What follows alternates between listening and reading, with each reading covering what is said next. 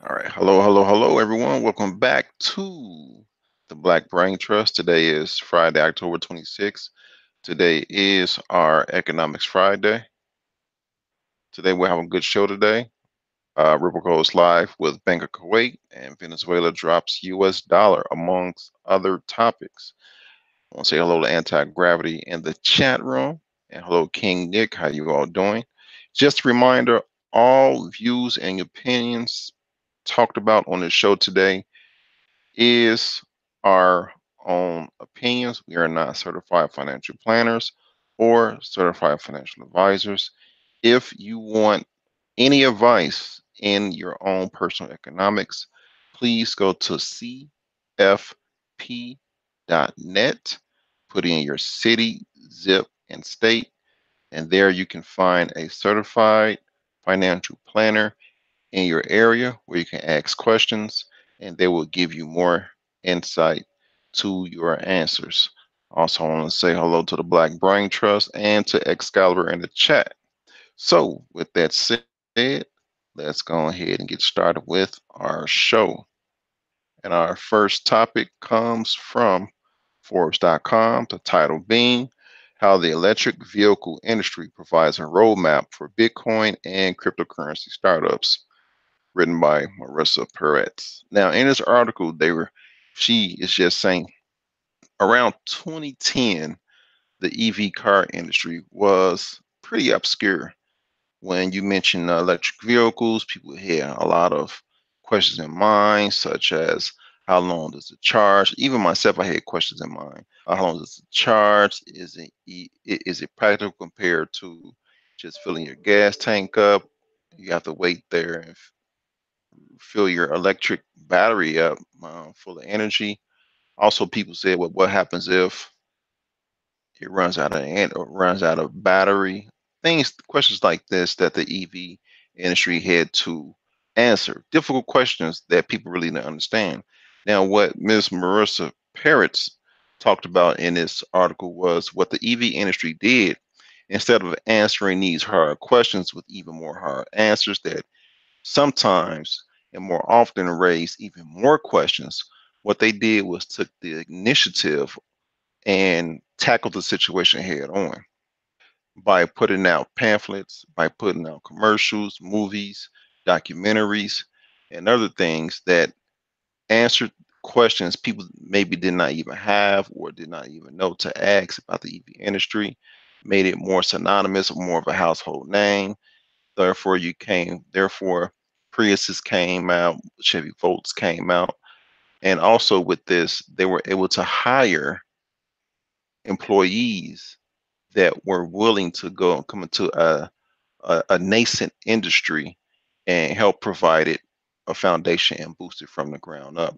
And they also found with this that other professions had somewhat of a parallel work ethic with the EV industry, and they were able to get employees from different parallel industries and come work in the EV industry. Now, I say all this to say she's saying this roadmap, what the EV industry did, Bitcoin and cryptocurrencies. Well, Bitcoin is a cryptocurrency, but the cryptocurrency industry and the startups in the cryptocurrency industries can do the exact same thing to build up adoption for cryptocurrencies. Um, Anti-gravity, you have any questions on this one or comments on this one? No, I just find it very interesting the comparison that they made.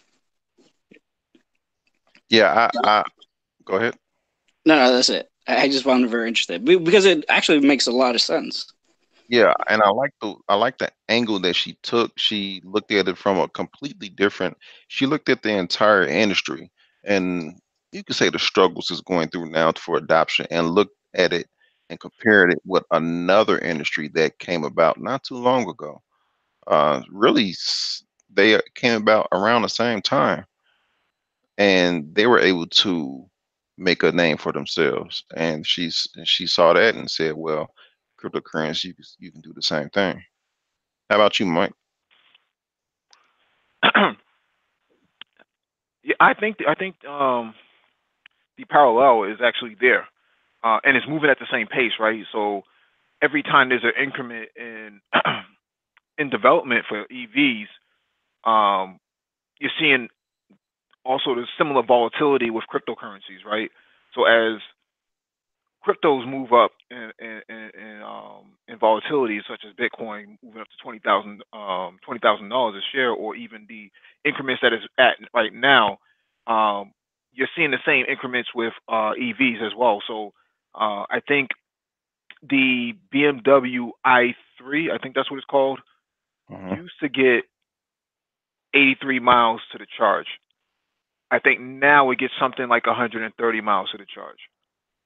Mm. So every iteration of the BMW i3, you also saw a incremental, a sequential change as well in cryptos. So we're seeing a downward now, but you're also seeing the development change now. So you went from Ethereum 1.0, now you have EOS, which is Ethereum 2.0. Hmm. And Yeah. you're seeing these parallels take place. And AAA, as funny as it is, AAA has a truck that they designed that has these battery capacity on it, where if you ran out of charge, they can pull up to you on the highway and basically give you a quick charge. That's a good idea, business idea. Yeah, absolutely. They're the first ones I've ever seen. Let me share my screen as well. I can I think, kind of pull that up. yeah. It says, 'cause Okay. I know I'll some make people will sure I listen to wasn't this and sharing trying mine. to see what I'm saying.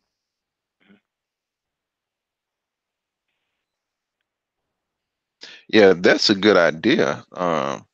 About the that AAA EV, because it acts just like a someone like a tow truck, but you're helping them out. And I like the parallel. I really like the parallel she viewed this at, because it's like she took a step back, sat down, slept on it, took a deep breath, and just presented this new look to it. And now people are looking at it in a different way, especially me. Right. So if I'm sharing my screen right now, and what you're looking at now, it says a mobile electric vehicle charging. So that's the AAA's basically rescue vehicle for electric vehicles that run out of charge. That's Even though cool. electric vehicles shouldn't run out of charge, um, electric vehicles shouldn't run out of charge because you get down to like 5% or something like that. I think it keeps blinking at you and it tells you you need to fill up. So if an electric vehicle runs out of battery, it's only because the user or the driver purposely ran it down that far. Hmm. That's interesting. Hello, Dollar Will. How you doing today? What's happening, family? How y'all doing? Good, yourself? Good, good, good. Good evening, chat. Yes. Also want to say hello Hey, to what's going on, Keep It though? Pokey So, and Information Man Show. How y'all brothers doing today? All right. Any other comments on this article? All right. Let's move on to our next article. And Delaware, I'm glad you're here, because I think this will be a good article to discuss. Our next article comes from ccn.com and it's titled Experts. Fidelity could single handedly solidify crypto as a new asset class. This was an interesting read because, as you all know, Fidelity, if you don't know, Fidelity, the world's fourth largest asset manager with 7.2 billion, that's billion with a B, bravo, assets under management. And currently, right now, the cryptocurrency market has a market cap, the entire cryptocurrency market that includes Bitcoin and all of the altcoins that are listed on coinmarketcap.com. It has a total market cap of around 210 billion. In the article, the person that wrote this article is basically saying, if Fidelity were to put 5% of their total 7.2 trillion into cryptocurrency, 5% of 7.2 trillion is 360 billion. That's the total market cap. That's 1 billion, 150 billion more of the total market cap, current market cap of the currency market, and that could put a lot of money into the game. That's a lot of money into the game, which could lead to FOMO, fear of missing out, other people coming in, and with the institutional investors, it's like a domino effect where nobody wants to be the first, but nobody wants to be the last. So other people coming in, and like we read in the past, you have school endowments such as MIT, such as Yale. Um, they putting them themselves putting money in a cryptocurrency as market asset class. So this was an interesting article. Any comments on this one? It's just what we were saying a while back, that when the big money comes in, that extra volume is going to make, when the time is right, it's going to make cryptocurrencies move like you've never seen before. What you saw when Bitcoin ran to $20,000, that's nothing. I mean, now we have some real fuel in the tank. We got, what's that, nitroglycerin. we're Hmm. using the we're using the real high octane now, you know. So And the run up of Bitcoin to 20,000 was not institutional investors. Institutional investors did not have a hand in that. It was all retail investors, people like you and I. and We a drove very Bitcoin. small number of those people too. Exactly, a very small number. We drove that up to $20,000, the highs of 20,000s. So imagine more retail investors coming in and institutional investors coming in, more of them coming in. And also, this is a worldwide asset class, so more worldwide people getting in on a jumping in the pool. It's gonna get thick real quick. Yeah, and I this is just my opinion. I think that because we have the experience of Bitcoin going to $20,000, people coming in to Bitcoin, they're going to expect to make at least $20,000. So I don't think it's like when on the way to $20,000 the first time, nobody knew how high it could go. Nobody knew that. Now with all of this extra attention, everybody's going to expect it to go at least that high. So you're not going to have people selling. People are going to be holding this when they even the the more professional class, once and the technicians like myself, when it's time to get in, we're not going to want to get out at any point less than 20,000. Right, because 20,000 will be the base. Once it hit 20,000 again, that'll be the base. And the flood the floodgates that is speculation will come bursting open, and you'll hear on YouTube and all of these CNBC and other networks, oh, Bitcoin go up to 50,000 easily. If it hit 20,000, if it hit 25,000, why not 50,000? People are going to agree. They're going to tell their fans, not fans, friends, family, hey, get into Bitcoin. It's just going to be a domino effect. We also have to keep in mind that Fidelity is a super bank, even bigger than that of Bank of America. I think I talked about this before. They are a fintech first. They don't Hmm. really have. They closed about maybe 500 plus of their branches and went straight to the web. So now what's going to happen is all of these um, all your high money market people who are or customers that are holding on to their accounts are finding this new asset class that Fidelity has now created for them to reinvest their money into that Hmm. into cryptos because it's safe now because Fidelity says so, right? They're a superpower in terms of the finance industry. So if Fidelity says it's okay, then their customers will say, yeah, I'm in too, and now the market is going to start to grow. And And I remember, wouldn't put it past go ahead. Fidelity. I wouldn't put it past Fidelity that you may see Fidelity make a couple of acquisitions here and there, in terms of like Circle Finance, which is another fintech in Boston, and then you have a couple other fintechs that have been popping up all over the place. As long as they have a solid footing, Fidelity has the cash to burn to actually go out and make acquisitions.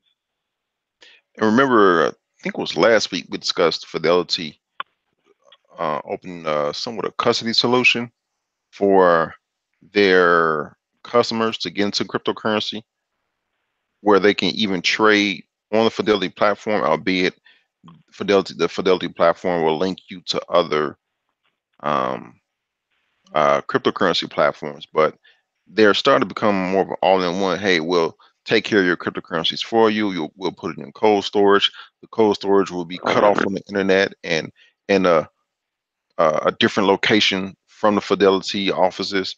So if it's the Fidelity is getting in the game, and like we all mentioned, I know you mentioned this, Dollar Will, multiple times, that no one wants to be first, but no one do not want to be last.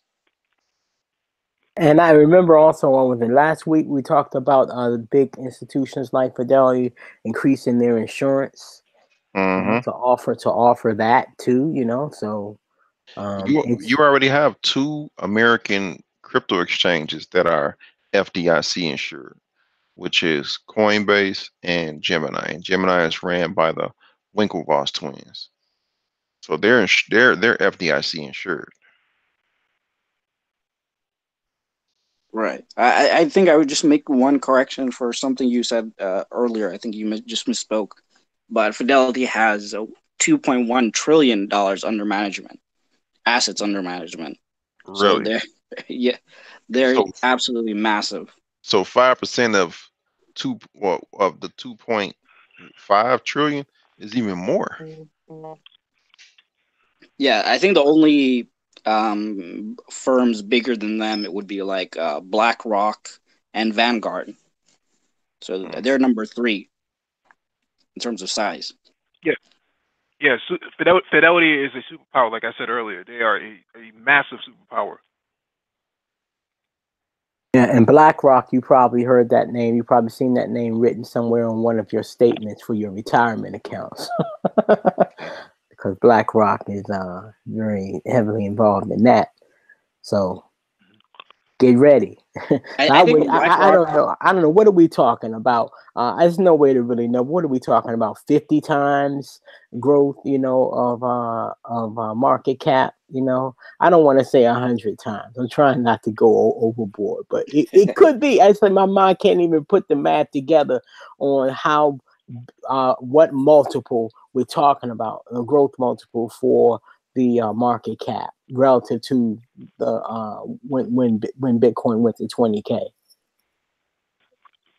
Once you throw Vanguard, I mean everybody's going to be in this. Vanguard, and all the other majors. It's just going to be staggering. This is like, look, the old Bitcoin, the first round was like a penny stock. Mm. Okay, this is now, Netflix, Apple, Exxon. Now let me ask the panel this, and if anyone else in the chat want to answer this, take a shot at it. Compare this new asset class that we are speculating to just moon, lack of a better term, just explode. Compare this moment to another time in history where people have the opportunity to gain an exponential amount of wealth, not just for themselves and their family and their generations to come. How big is this opportunity? The only thing that I've experienced that I can reference it to, and it may not even be big enough, was the internet and the .com bubble. Any stock with .com or internet in its name, people didn't even know what it was. And I bought a mutual fund full of this stuff, and I had explosive growth. So I've never seen anything like that since, and I think this is it. And this could be bigger. But the internet was a global thing too. People it was blowing up, all in every stock market all over the world. And I can't think anything else compares to except the internet, the .com bubble. Anybody else? I would say it's the equivalent of going from VHS to DVD in terms of technology leaps, in terms of asset as well. I mean, no one really got rid of their old VHS, but at the same time, they weren't going to be turned off by the new technology of a DVD, right? So I think that sort of leap in terms of an investment as well as an asset is just where people are going to gradually go. You won't have any choice. It will just be a part of your portfolio. We saw the patterns that Mastercard came out with, where they are linking cryptocurrencies within their network to your account, to Mastercard holders. So therefore, if you wanted to actually do transactions, you can actually do it in both. So, Right. well, how about this, Mike? VHS versus online streaming. That's too massive, right? That's too massive. Because there was a stopgap in between. There was a stopgap in between where you had beta, VHS, Laserdisc, and then DVD, and then Blu-ray, and then HD DVDs, right? So, and then streaming. Streaming came after. So you don't think this move is like streaming? It's more, it's like video disc, DVD. I think it's DVD, where it's tangible enough now that the institutions have adopted it, that everybody can grasp it. Before, streaming was more in line with bootlegging and black market. That was like a dirty word, saying, well, I'm streaming this movie from France or something like that with subtitles. That was kind of a dirty thing to say back then. But what I'm saying here is that it's reachable. That goal is reachable for people now. Now, let me put this perspective. Everyone says this is a wealth generator, where this new asset class can generate, even me, can generate wealth for you and your generations to come. And we all say, put your lunch money in, put your lunch money in. Well, that lunch money that you put in now can give many people a new beginning by erasing all types of bills, credit card bills, loans, student loans. The money you put in now, and the heights that not only we think this new asset class can go to, but the professionals think this new asset class can go to. The money you put in now, and the multiple times it multiplies to those highs, that can eradicate your bills. That can set you anew to generate wealth. So even if you don't generate the wealth that you're looking to generate for your children, your grandchildren, and so forth, the 7th-generation thing, the millions of dollars, it can clear your slate in terms of debt. It can wipe out your debt to get you going. So that's why, especially me, I'm a big proponent of investing into this new asset class, and other Black people invest into this asset class, because we just can't continue to say, oh, Black people don't have no money. Well, this is your opportunity, not only get that money, but keep that money. Right. This is your opportunity to get your $60,000. Or even more than that. When the internet came out, with the .com bubble, afterwards is when, Facebook, Amazon, Google came out. I think now this will be the foundation for the next Apples and Facebooks and Googles, built on the, blockchain. These mammoth companies that, will form the new class of Titans, or the new robber barons, I should say. I wouldn't call them robber barons, but I do agree with You you. don't think Mark Zuckerberg is a robber baron? Come on. Not necessarily, man. Him and He Bezos. Well, he definitely provides a Bezos. utility. Well, I would say it's more in line with Google, if anything else. It's Google is like embedded in your everyday functioning of the internet, right? So it's become a household name. So now you don't search for things, you Google it, right? So those guys are making a killing off of our usability of their platform. Also, I want to say what's going on to O'Shea. He stepped in. Jack Charles, Pataz Helper, Jedi Focus, and C Boogie. How you all doing today? Yeah, with this What's going on, crypto, brothers? yes. With this crypto asset, Don't time out O'Shea. Don't time out O'Shea. Don't send him to the wall. Yeah, don't orange me. Don't orange me.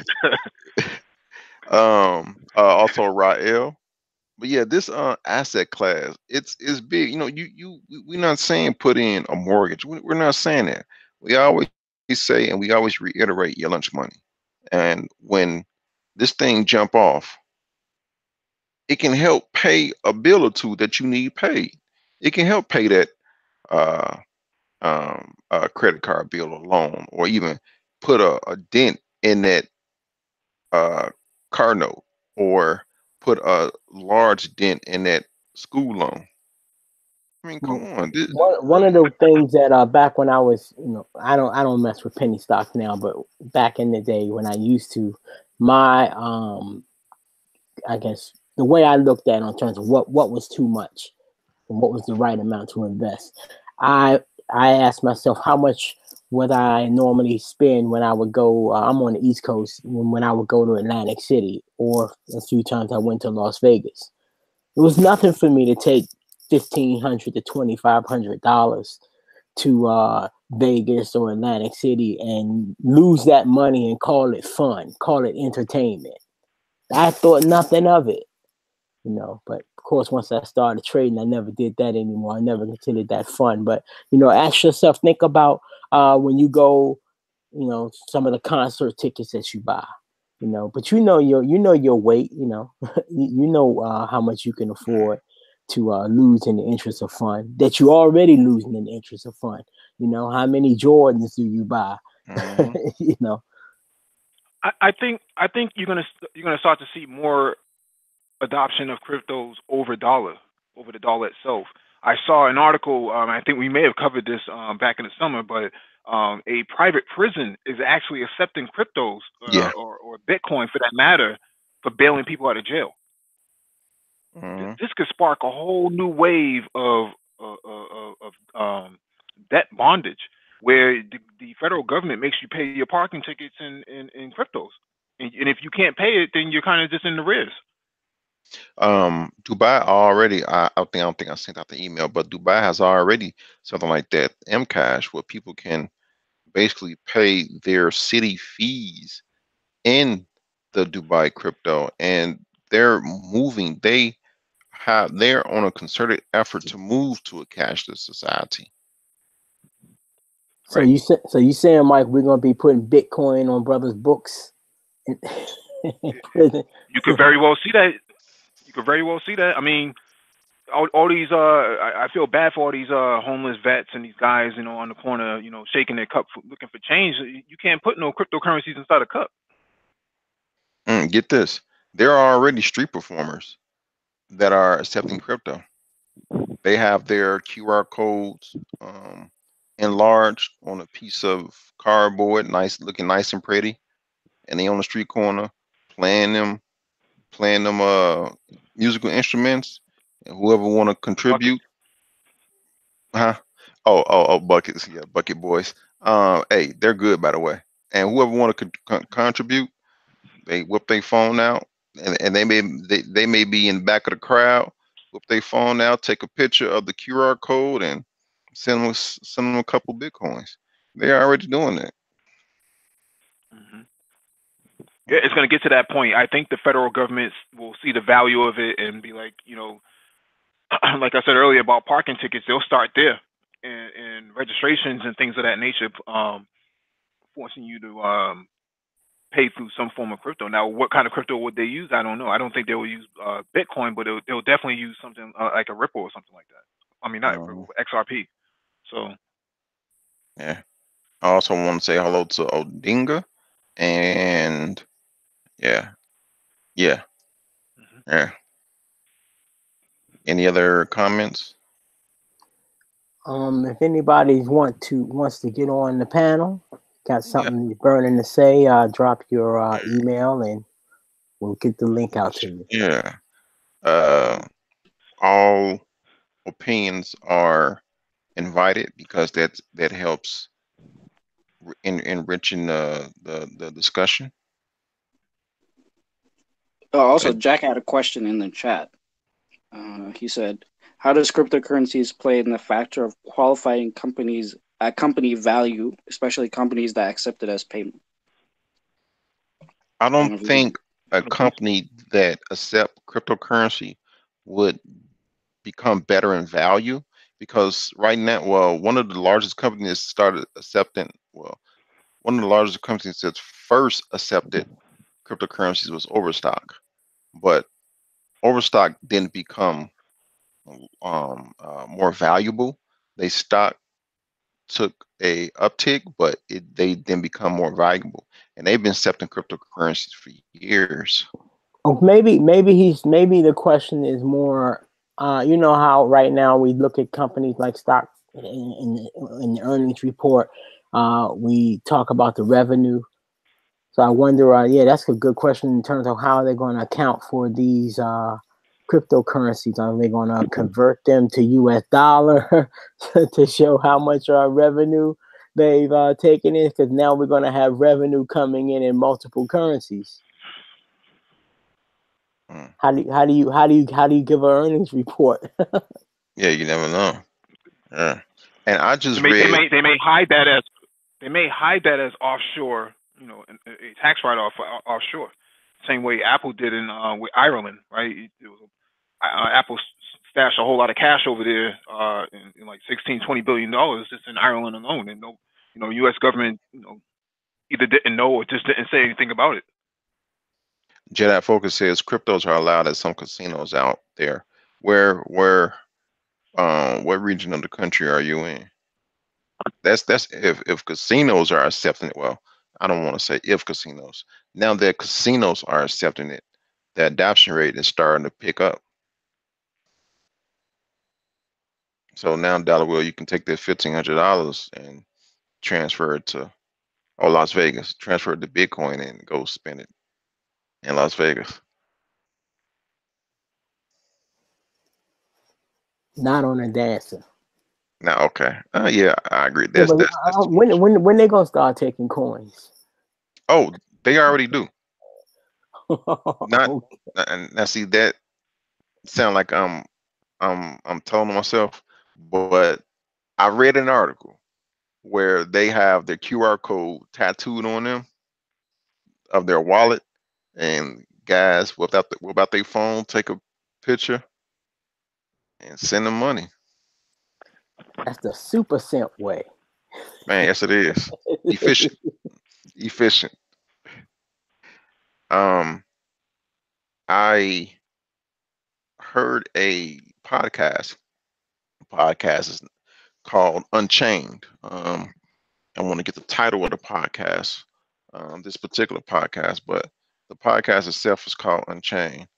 And the title of this particular show was, I forgot, but I'll get it while I'm talking. But the guy was just telling what banks are saying behind doors about the cryptocurrency market.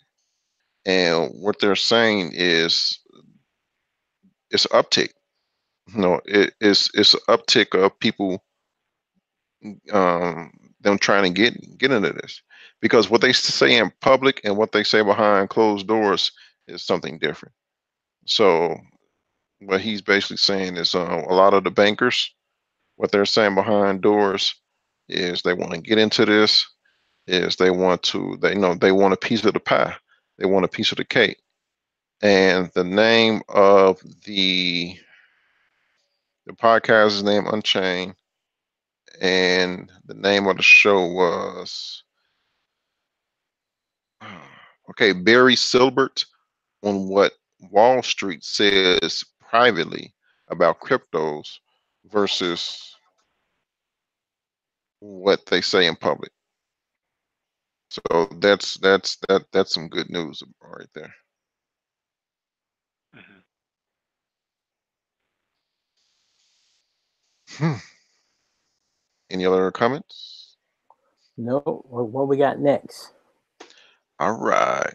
Now this next article was a very good article. I read this. I was going to send this out an email. Might put me to the beat me to the punch. Uh, this one comes from CryptoBriefing.com, and it's titled "Ripple X Current to go live at National Bank of Kuwait." Now, what people don't in this article, it gives a great definition um, of what Ripple is. Now, I'm going to read this because I want you all to understand that Ripple is the company. Ripple Labs created XRP. Ripple, the company, is a private institution. You cannot invest in a private institution, like a stocks, but you can invest in their creation, which is XRP. That is the number one thing on why they're saying they're not a security. Because if Ripple goes defunct, the company goes defunct, then XRP. Now, I'm going to read a few articles because it gives a great explanation of what. Repeat what you said. You bored when you said if the company goes defunct, what happens? Oh, you hear me now? Let's restate that. You bored. You said if the company Okay. goes defunct, what happens? If the company Ripple goes defunct and they are no longer in business, XRP continues. XRP will continue to survive. So that's the number one reason why they say they are not a security. Um, Right, because Go ahead. right because the technology is separate from the company itself. It can exist without the company's oversight. Correct. Correct. Now, one of the products on XRP is called X Current, and X Current is a payment solutions developed by Ripple Labs. It is it is designed as a fast and frictionless messaging service for banks to communicate with one another before, during, and after a cross-border transaction. Although Xcurrent is based on blockchain technology, it does not use cryptocurrencies. Ripple's other solution, which is XRapid, so you have Xcurrent and XRapid. XRapid allows banks to send payments using the XRP token. Banks convert payments into XRP. So if a bank in America want to send money to North Korea, so what they'll do is convert US dollars to XRP and send it over to the other party, which is North Korea. Once North Korea receives the XRP, they can then transfer that XRP back into their North Korean fiat currency. That is what XRapid does. And XCurrent allows the two banks to converse or communicate with each other during this transfer. Now the transfer is quick. It said the transfer is so quick that um, it's too fast to be affected by volatility. So this article gives a great explanation of uh what XRP is. It's another explanation in it, but any other points on this one? I want to understand, make sure I'm understanding you. Shoot. So, XRP is just a currency that banks use between themselves, between one another. Correct. When sending cross border payments. Okay, so if I'm in Ghana Hmm. DR, Brazil, you brothers know what I'm talking about. Yep, I sure do. And I need my money. You know why I need my money. Hmm. So the bank would send the equivalent amount of XRP between each other, then convert it to whatever local currency I need based on where the request is coming from. So I never put XRP in my pocket or in my wallet. No, Gotcha. Okay. and it's a faster solution to what's out there now. Okay, so that method is like what we were talking about before. We were wondering where is Western Union gonna fit in all this. So this solution from Western Union that we haven't heard about yet, that would be like a competitor to XRP. Mm, no, XRP. they don't have a competitor at this point. XRP makes them obsolete, so they're just they're basically at stage 4 cancer. Right, I'm saying, but Western Union is allegedly in trying to develop a method of their own. Correct? It, even if they did, it's too late. Oh, Western Union is on board with they're in talks with Ripple. I've looked at other people that are really in depth about Ripple, and Western Union is in talks with Ripple about using their XRP net. So they're not going to be left out. Okay, because I was Well, they already want. I was getting ready to start looking at that chart to figure out when to short it. Because Well, I'm not saying. I'm not saying that. Which what do you say? Western Union is going to die overnight. What I'm saying is that their window of opportunity to create proprietary mechanism is already gone. So they have no choice but to adopt something else. But even if they do adopt something else, why would anybody use them? because they already have the brick and mortar places around, and they have brand name they're a brand name that people know and trust. I mean, that's my what say you? I no, I know I understand your logical explanation, but what I'm saying is they can't keep up, right? They can't use that anymore. They can't use the fact that they're brick and mortar anymore because everybody has a smartphone now, and everybody can, uh, uh, receive payment on their phone now. It's just they're just an obsolete enterprise that needs to go the way of the dinosaur. They don't really bring anything to the table that's innovative in terms of the fintech industry. They would have been a true fintech had they adopted a proprietary solution in the beginning, 5 years ago, but they did not. And at this point, they're just borrowing somebody else's technology to stay alive. Okay, so You can you're only borrow saying time for so long. that because we are going to electronic or digital currency, there's no real value to having a brick and mortar presence because we're going to have Exactly. money transferred to a debit card or whatever, or To your phone. or right on the phone point of sale, Bitcoin or what have you. Hmm. Gotcha. Yeah, Now, they're in trouble. also in this article, there's another piece that also helps understand XRP. The sentence that says, let's see, other than the bank will be joining RippleNet. Now, RippleNet is the wide umbrella association for banks and other financial institutions that are trialing or see if they want to use it, trialing or actively using Ripple technology. So RippleNet is once you want to partner with Ripple and their technology, you put under you agree to terms with RippleNet, and through RippleNet you can use uh, Ripple's technology, which is Xcurrent, Xrapid. So it's just basically an association. RippleNet is an association of banks. If you're a partner with RippleNet, if two banks that are partnered with RippleNet, that Dollar Will is in Ghana and I'm in America, and he need his money. If the bank in Ghana is partnered with RippleNet and the bank in America that I'll use is partnered with RippleNet, then I can send him his money very fast because those two banks are allowed to talk to each other because they are using the same technology. If I remember correctly, the timing on or the duration for the transaction is something like a half a second or just 1.5 seconds. Right, right. So you don't have to wait overnight. You don't have to, well, 3 days because it's cross border, or in a worst case scenario over the weekend.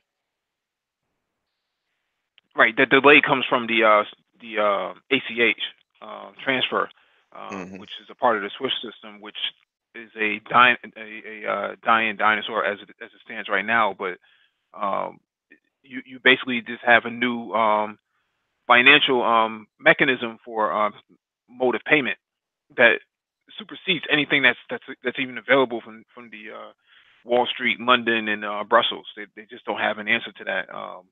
And once these banks partner up and they adopt some of this digital infrastructure that's already in place, the only thing they have to do is map their network into the infrastructure itself of Ripple.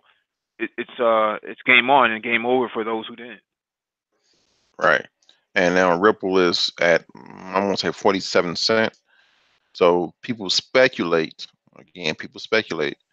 Remember what we said in the beginning of the video, CFP.net, Mhm. that Ripple can cost more in the future because it doesn't, it's not logical to, if someone is sending $1 million across the border, to use um, hundreds of thousands of XRP tokens to send that. So they're saying, well, it's more logical to send, say, 1,000 XRP that's worth $1 million. Oh my God, I can't believe I just said that because I'm creating FUD. That's worth that money that you're sending across borders. That seems more logical. Mhm. All right. Yeah, Mike, you still want me to take it from here, or you? Yeah, I'll share the screens. So, but Okay, cool. it's good to see that. Yeah, it's good to see that Kuwait is actually adopting. I mean, they were um, a sleeper state in terms of the Gulf Coast Council, the GCC. So, I mean, the Arabs are getting have plenty of revenue due to their resources of oil and gas. So, I think it was a natural transition for them. Mm-hmm. But we'll move on to the next article.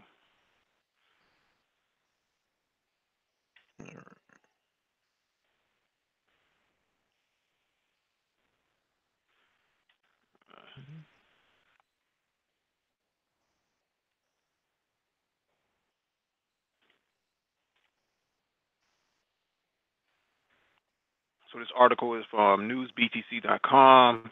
$183 million in Ethereum move with 6.6 cents fee is instantaneously better than banks. I think we were just talking about this on the last article of transaction fees as well as the speed of the transaction using Ripple's network. Yeah, and You have anything you want to? yeah, I can see where some confusion may set in. People are saying, well, if I want to send money cross borders, first you're saying I can do it with XRP and now Ethereum. Even though the major uh, cryptocurrencies are not backed with anything solid, they're backed by use cases. So this industry, this asset class, is more of a use case backing. And what Ethereum is, they have smart contracts and they want to be more of a world computer. So that's their use case. And with that use case, you can also use it as currency. So you invested in Ethereum's use case, and this person that invested happen to have 183 million, which they were able to send with just a 6 cent fee. To send that to send that in fiat money, the article said it will cost you $5 million just to send $183 million, and this person was able to send it for just 6 cents.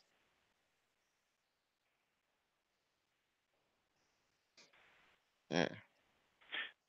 Yeah, if anybody wants to follow along as well, the links are actually in the description below the video. With Sony and Garvey, what's going on, brother? How you doing? How you doing with Sonia?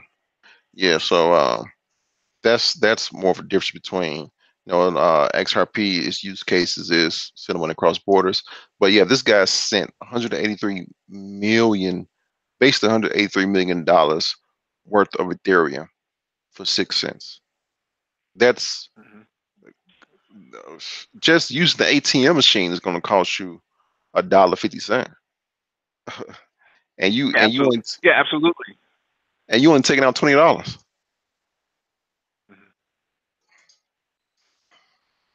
Yeah, those the days of those ATMs. We just talked about Western Union and the MoneyGrams. Their days are numbered. That's just my personal opinion. I'm not a financial planner or a financial advisor, so if you need one of those, you should actually go to cfe.net. But again, my observation based on the adoption of these new digital infrastructures such as Ripple, such as Ethereum, uh, are happening so fast and so vastly with some of your big tier one banks, tier two banks such as Santander and in Italy. A couple of, I think Bank of America might have adopted one as well, if I remember correctly. But 183 million moved at such a short fee. How can these brick and mortars compete with that? It's gonna be hard. Dollar, you got any comments on this one? No, you guys covered it. It'll be hard to compete with that. The only thing that will deter people is the learning curve, but just knowing you're able to do that, just knowing you're able to send money and still spend it, albeit it's in a form of crypto with so little fees, that's tempting. Yeah, brick and mortar banks. Rest in peace. R.I.P. So we can do more. Next, We're gonna have like different be able to sell more things in real time over the internet. Right now, I guess the closest we come to it is super chat, right? Everybody comes on YouTube, and I don't have super chat on my account, so right now I presume that people can receive super chat money from all around the world, right? Yeah. yeah, Okay, but that's within the YouTube environment.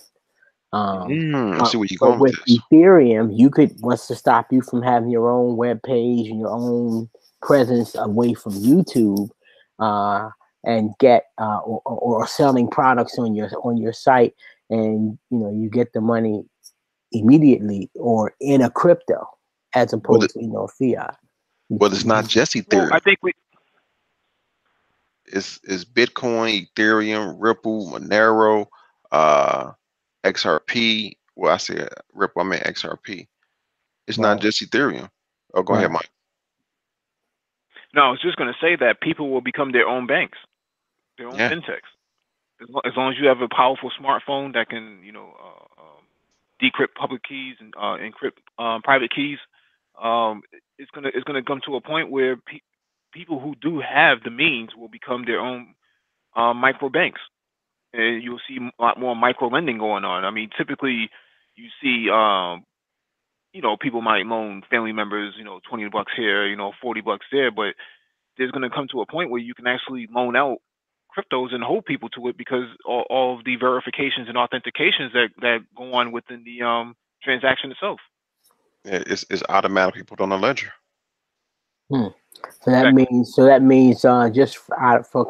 just because of competition, PayPal rates are going to come down. No, I have to. Yeah, yeah.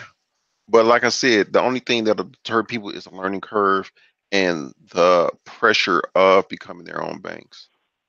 People are so ingrained of keeping their money in a bank that that entire programming and the learning curve will deter a lot of people from doing it. But still, the option is there, you know, and it can change other institutions in the way that they think. All right. Our next article is from the Wall Street Journal. Banks' golden deposits are heading out the door. This is where Dollar Will kind of, Yeah, he's a subject matter expert in. Although the article is behind the paywall, I think it's still a very interesting few lines. There's less free money to go around for banks. After nearly 3 years of rate increases from the Federal Reserve, customers are pulling billions of dollars out of their accounts that don't earn interest and putting their money into higher yielding alternatives, such as cryptos. That will yeah. that will crimp banks' ability to grow profits going forward. What say you, Dollar Will? Yeah, I think that is back to connecting it to what you were talking about in an earlier article before, combined with just the whole thing of you said people going to be their own bank, people going to have these wallets, and that they're allowing them to move money fast. Why do I need a bank? When was the last time you went to a bank anyway? When was the last time you went to a counter and got personal service at a brick and mortar bank? So what do we need them for? Unless we're getting a loan. Other than that, you know. Now, for me, if I want a loan, I'm with a credit union, military-based credit union. But if I want a loan, they just send me the information. I talk to the person on the phone. They just send me the promissory note. That's if I Right. know. Yeah. So I really don't gotta walk into there either. So just thinking ahead, you think we're going to have banks doing direct deposits into cryptocurrencies? That's going to be an option. You go to human resources and say, pay me in Ethereum or It'll be, Bitcoin. and even some crypto Well, platforms have you can have loans and against your cryptos. hmm well, this tying this all back into black people, especially black men. This will allow black men to enter a market that was kept far away from them for the last 70 years since the since 1945. So now you're starting to see new assets that are allowing self-made institutions out of everything. And if black men were smart and they put their money together, you can actually become your own new fintech bank that would be very comparative to some of the brick and mortars and can put the Western Unions out of business in your own neighborhood. Yeah, and another downside for banks, right now we have our debit card and you got a $250 or $300 limit or whatever per day. What's the limit for crypto? If you have, I mean, right now you probably have a more access to cryptos on a dollar basis within a day than you do right now with your fiat currency. Hmm. You So got to call the bank up. if you're talking about personal safety, personal, sense of security, being able we've gotten used to traveling all around with a limit of 250 or 300 a day in an ATM machine, where a crypto wallet you could get more than that. Right, and you're talking about now people just having digital wallets on their phones or moving their digital wallet to their phone, and you'll see more value go behind a smartphone now than what was before. Before people were basically, using their phones for distraction and time wasting, such as Facebook and other forms of social media, such as Instagram, just basically killing time. Now you're gonna need to hold onto your phone a lot more securely because your your investments are tied into this thing. Oh man, I just had another idea. You know, we talked about a couple weeks ago. We talked about the people who don't use banks at all, and I'm thinking about bill collectors, who they can't.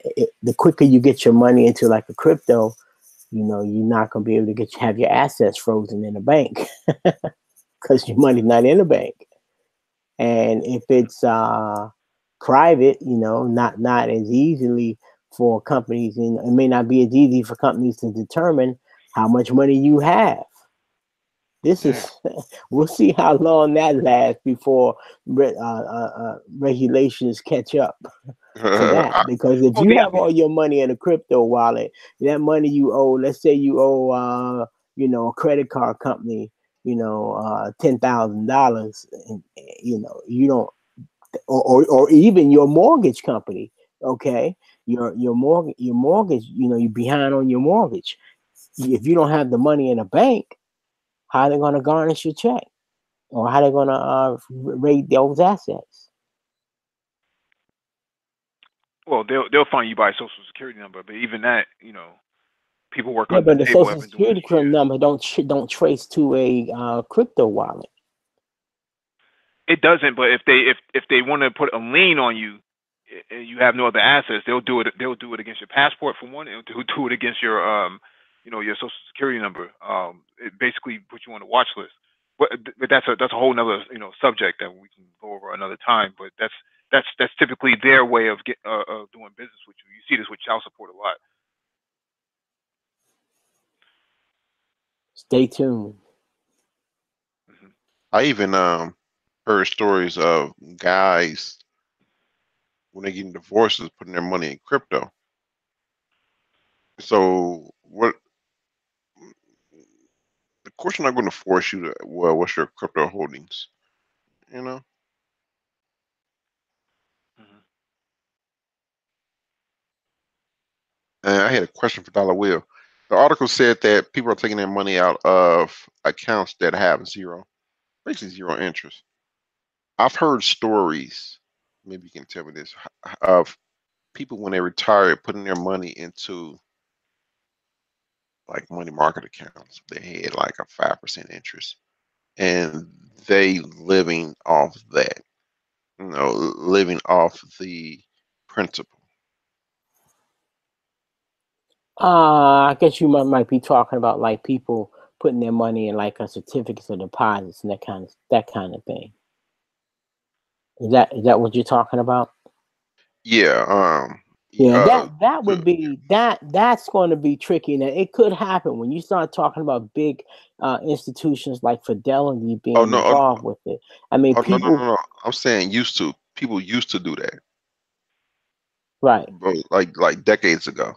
right. And now since they don't have these accounts, these type of accounts don't have any interest, bear any interest anymore. No, what's the use of holding your money in there? Right. Well, at some point, at the way that the U.S. dollar, we're never going to see those interest rates that we had like back in the '80s. We're not going to see that in no time soon. But the way the dollar is rising and the interest rate is rising, it could get to be a pretty sizable amount, and I believe we will see people for a period go back to that. But I don't think it's going to last. I think the dollar's going to turn around and start a death spiral. But we're not there yet. We're good ways away. So it could happen. Those days could return. But I don't think those days will last. I think it'll be short lived. Does that answer your question? Yes.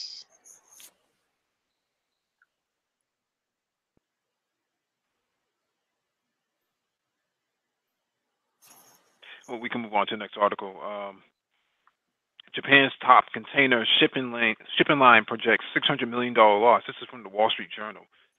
The Merge Ocean Network Express Business says technology teething problems, staff shortages weigh down carrier and sagging shipping market.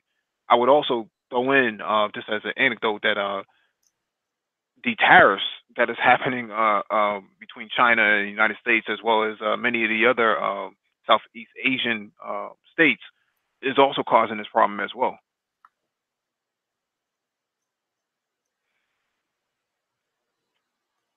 Those are a lot of You have shipping anything you want to containers. add to this?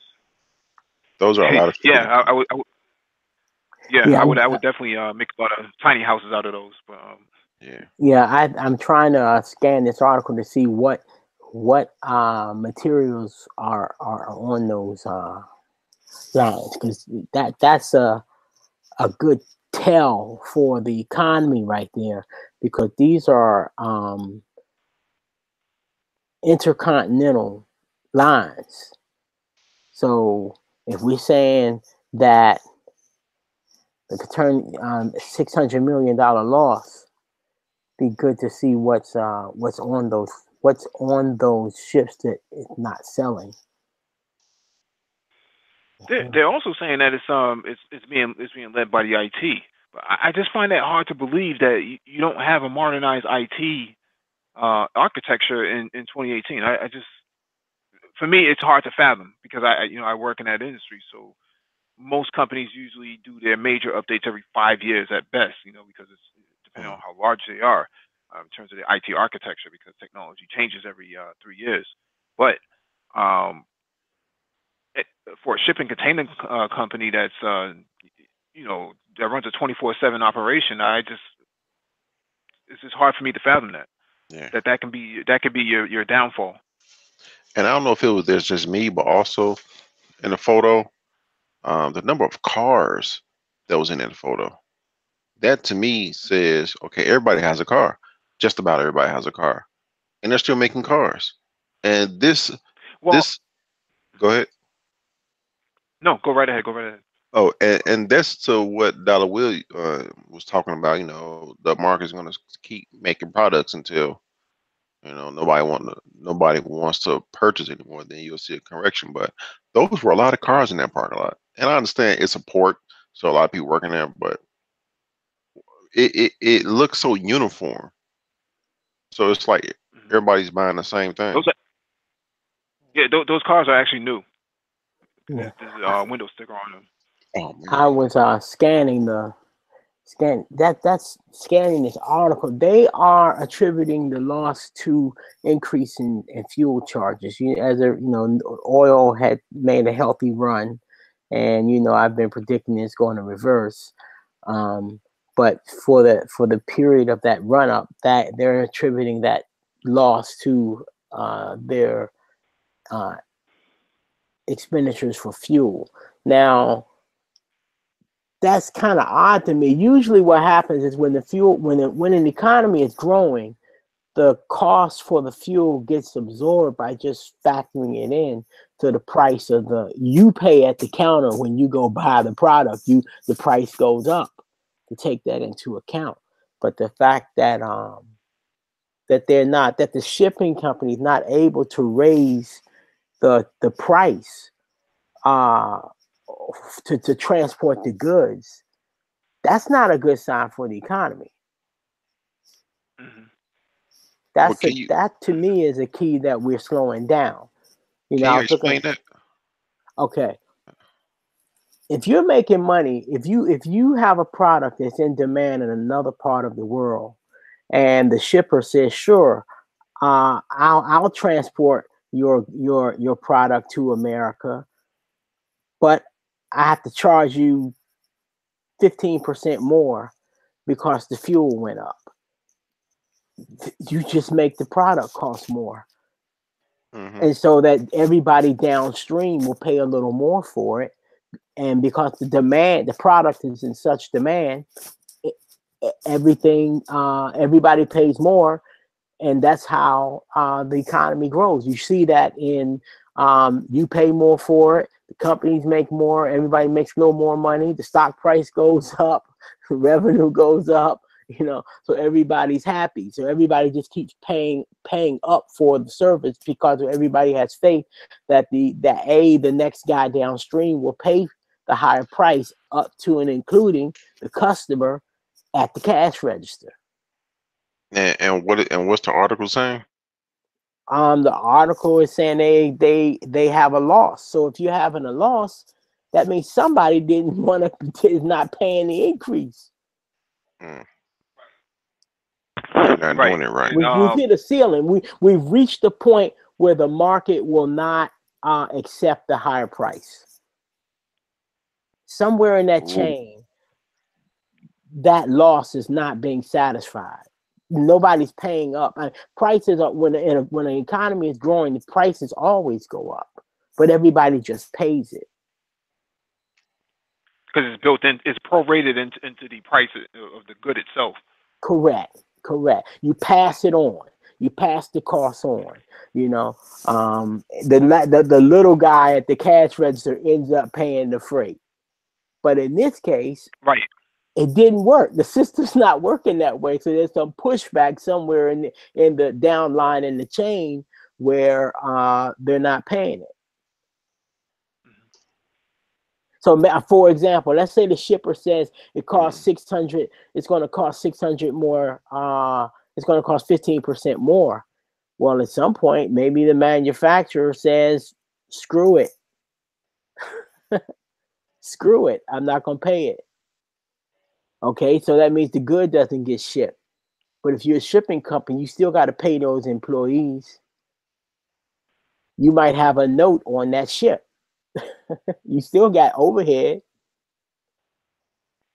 So as a technical trader, I look at that in a little bit. I mean, that's somebody that's a fundamental trader should be concerned about that. So the idea that this economy is still growing, you kind of have to start scratch your head a little bit. I was looking at some data earlier this week that said Amazon, we know that's the world's biggest retailer. Their sales came in a little below projections. So if that's a sign that the economy is slowing down. Home sales, the rate of home sales is slowing down. So, and then when you guys show me something like a intercontinental shipping company is losing money, well, if they're losing money on intercontinental shipping, we're going to see this trickle down. So, everybody knows I'm a technical trader. I always say that, first the charts, the prices will start coming down in the stock market. You see what the S&P and Dow is doing. The price will come down for a reason that no one can explain. But later on, the data starts to come in. The fundamental data starts to come in to show you why the price is coming down. So as a technical trader, I don't wait until I find out the answer why. I don't care why. I see the prices coming down. There's a reason. I always assume that somebody out there is smarter than me. And usually the data comes after the fact. So you don't wait until you know why. You move. And I did not know that story about the shipping companies going down. So I will be, when in the days to come, I will be doing some research on the biggest shipping companies. Now I'll look at what merchandise is actually on that ship, because you're going to I see a think the biggest shipping, domino effect. Go ahead. I think one of the biggest shipping companies is Costco, and then I think that's number two, and I think the number one is Masrick. Masrick. I think that's how you Yeah, pronounce it. dry ships. Some are, it's a number of them, and if they're losing money, you should see that trickle down to the companies that make the material that the shipping company is transporting. So that's a big domino that's gonna ripple throughout the economy. I'm gonna have to do a deep dive on that. Well, we'll be waiting. We'll get to this next article. Yeah, we'll get to this next article. This one is from CoinGate. Venezuela drops U.S. dollar for international transactions while posting record Bitcoin trading volume.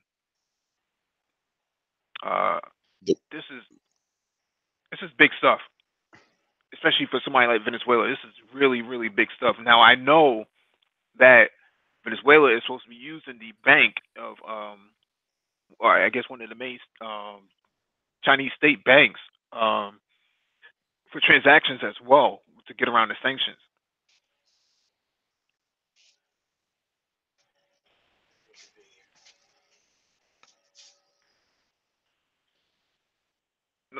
I know you had something you want to add. Can you no. pull out a couple of lines on this, skim it a little bit and give us a little bit more meat from the article? Just one or two. Basically, what's happening now is that Venezuela is not using the U.S. dollar anymore for international transactions, and as a replacement, they have something called the Petro. But the mechanism of payment that they're supposed to be using, if I remember correctly, is the euro. So the euro it is an alternative to the USD, and that allows them to actually get around those sanctions and uh, boost up their economy. So you could see a big jump on Venezuela's side in terms of their market cap for their goods. I mean, because they don't just trade oil; they trade a lot of diamonds and gold as well. Okay. Yeah. Okay. Yeah. This is because people been laughing at making fun of Venezuela for some time now because Okay, they went to. Mike. Am I working out? No, go for it. I just have a question for Mike. Go for it. Finish. Oh, go Finish. ahead. Go ahead. I'm trying to slow this down so I can understand it. So Venezuela they owe debt, right? They're in debt, You said correct? that they owe debt. They're in debt, correct? No, their currency is spiraled out of control. So it's the value of the currency is paper at this point. Gotcha.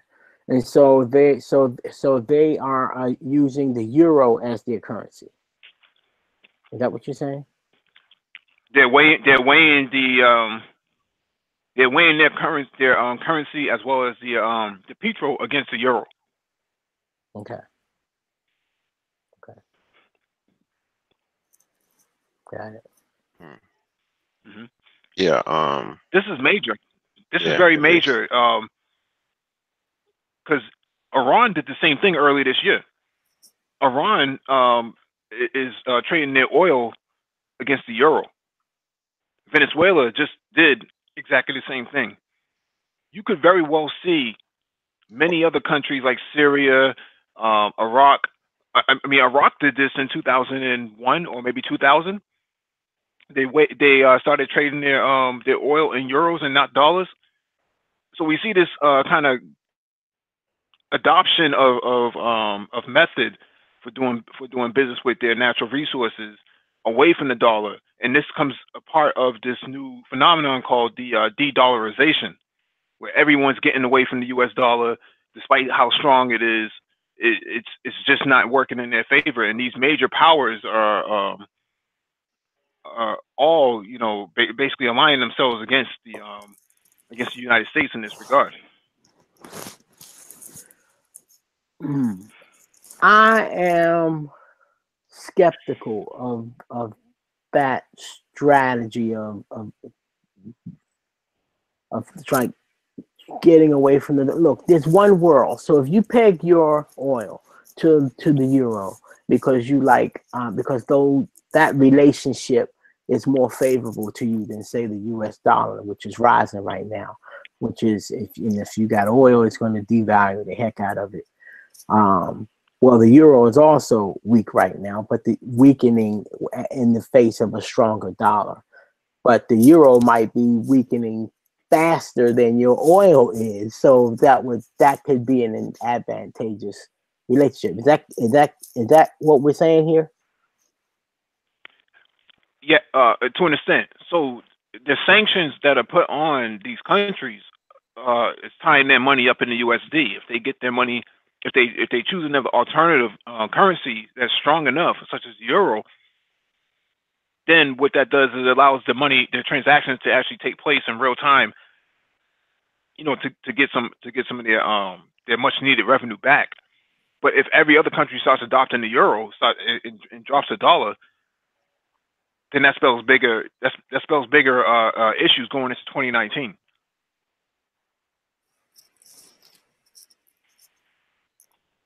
Yeah, it's going to be interesting to see how that works out. Here's what my mind is stuck on. If everybody at some point you have all these different countries. Let's say everybody leaves the dollar and they start pegging their resources to the currency of their choice. At some point, you have to have a uniform way to know what the value of a thing is. It has to be, and once that happens, and it will happen, you're going to have, you're still going to, somebody's oil is still going to be cheaper.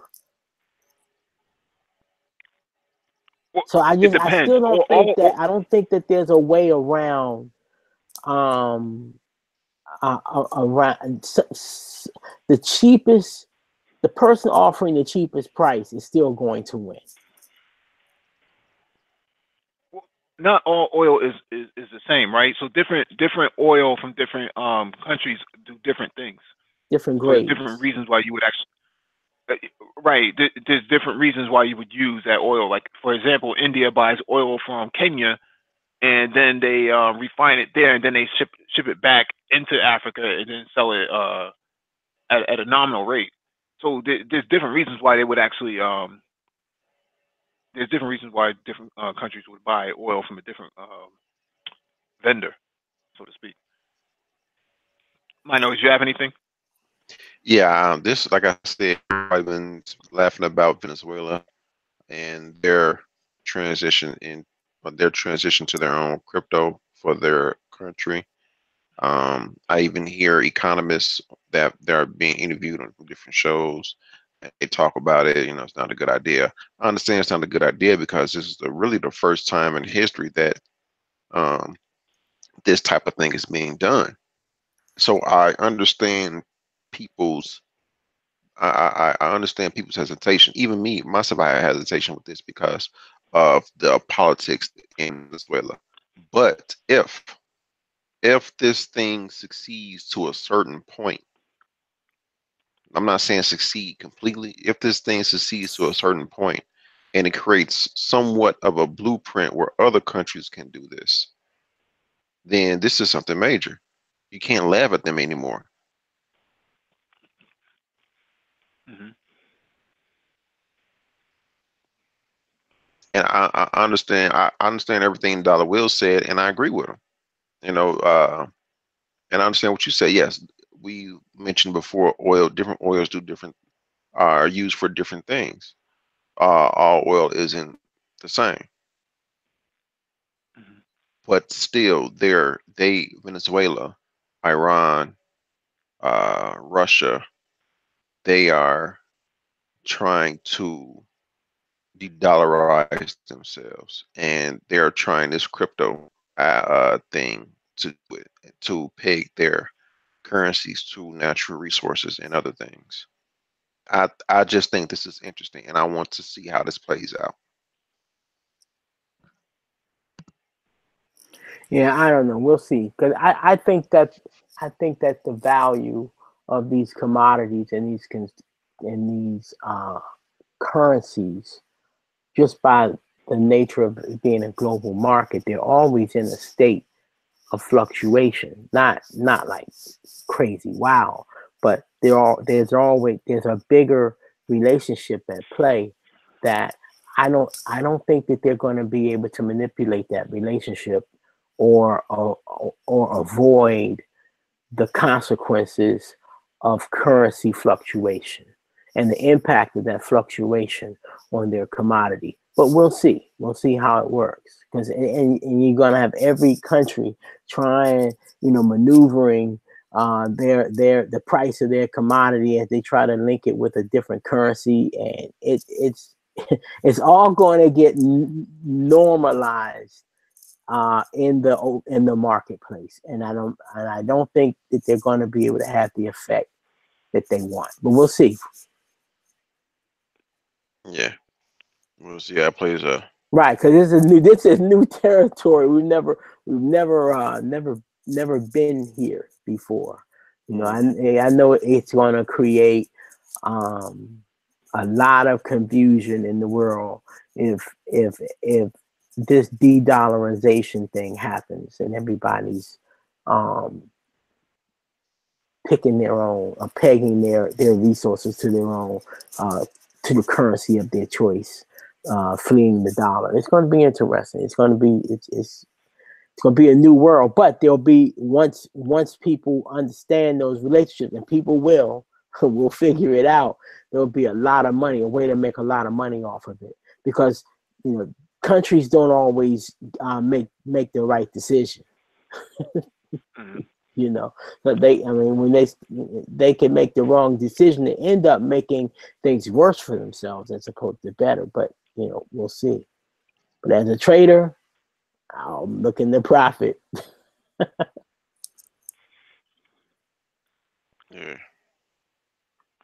I wanted to get to this one because I think Complex had sent this one in, and this is something that we have talked about in the past couple of hangouts. At least I have discussed that Apple has no other choice but to raise the price on their iPhones, because the access to raw materials is becoming more difficult. My understanding is that China has created these contracts within Africa, especially places like the DRC, that has locked up some of these raw materials into China, into 99-year leases for China, and no one else can have access to it. That's a big big and strong move for China to pull, especially when you have the might of military power. The diamond company called the Bears, and I forget the other name of the other, Oppenheimer.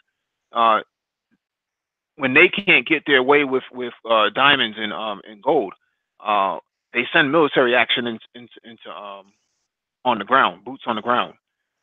This could spark a huge war over resources in Africa. And if you're looking at this video, basically Apple's profit margin has been decreasing every single version. And the next iPhone, I predict, will probably be close to $1,800, if not $1,500. I say 2,000.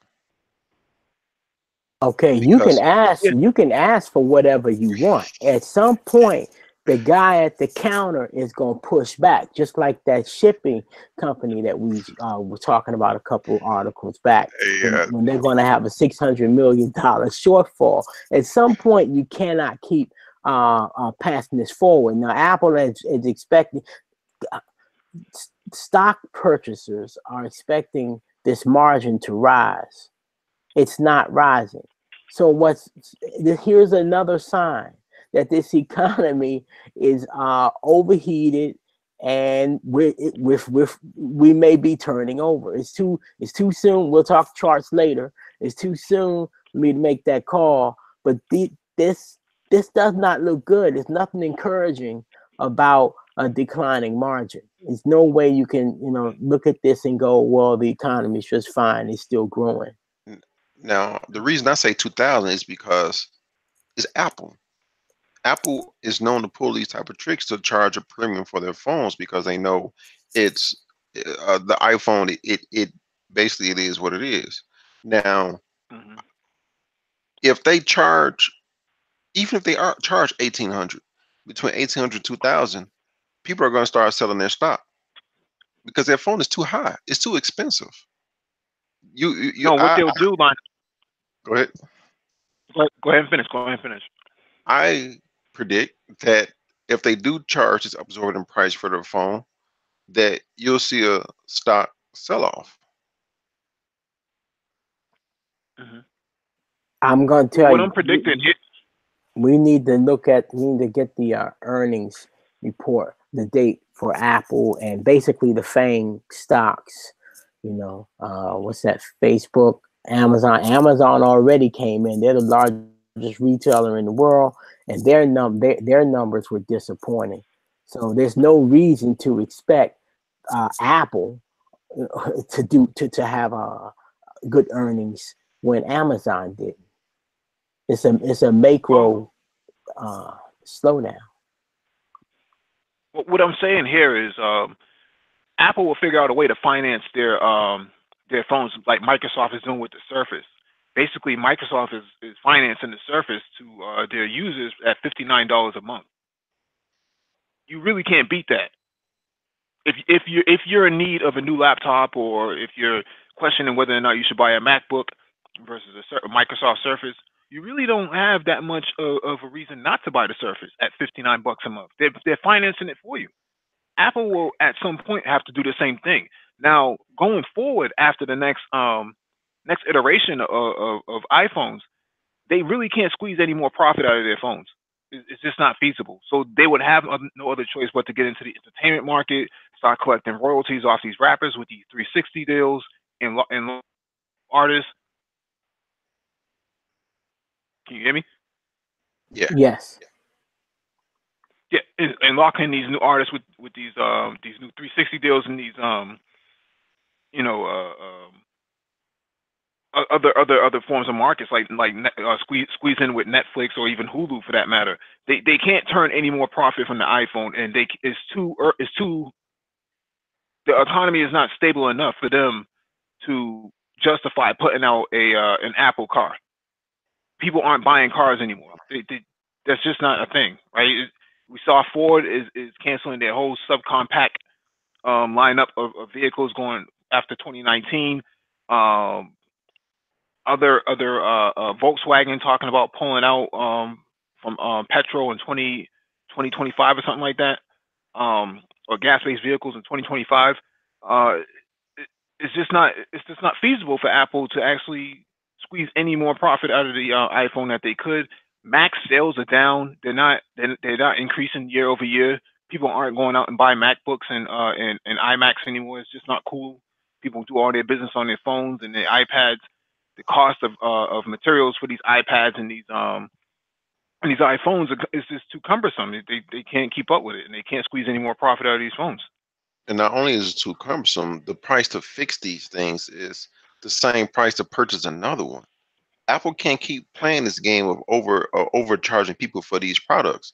Like you mentioned before, Mike, they are not innovating. You have in the beginning they were innovate innovate they were innovating in the beginning, but now their competition caught up, and their competition uh, passed them up. The only thing they're doing is taking what their competition is doing and say, well, we put a new spin on it because it's Apple. But to purchase these things is too expensive. To replace these things are too expensive. And the little cheap dongles that they sell, everything is too expensive all the way around. Apple needs to do something. I don't know what they're going to do. The things you said are good examples, but if I, they charge a high price for these new products that's coming out from this point to next year, I just think people are going to start selling. Well, the smart investors are going to start selling off Apple stock. I'm gonna tell you what. It's my technical opinion. You keep your eye on that S&P 500. If that S&P 500 drops below the February low of this year, uh, for Apple and a whole lot of these companies is trying to maintain that margin. You know, as investors are expecting better quarter over quarter profits. My response to that is timber. You know, people think that big stocks don't fall. Nobody is immune. No company is immune to a change in the macro environment. No one, not even back to you. A lot of people here are too young to realize. Remember when Microsoft was king back, in the 90s and stuff. Microsoft was it. Microsoft fell just like everybody else. Nobody can survive it. Even Amazon is going to fall like everybody else. Nobody can survive it. I mean, no company that's in the wrong industry can survive it. Yeah, me personally, I've been Apple supporter since the beginning. I bought the first iPhone. I deviated once, and that was with the Evo. But I came back. But now I have the 8 Plus.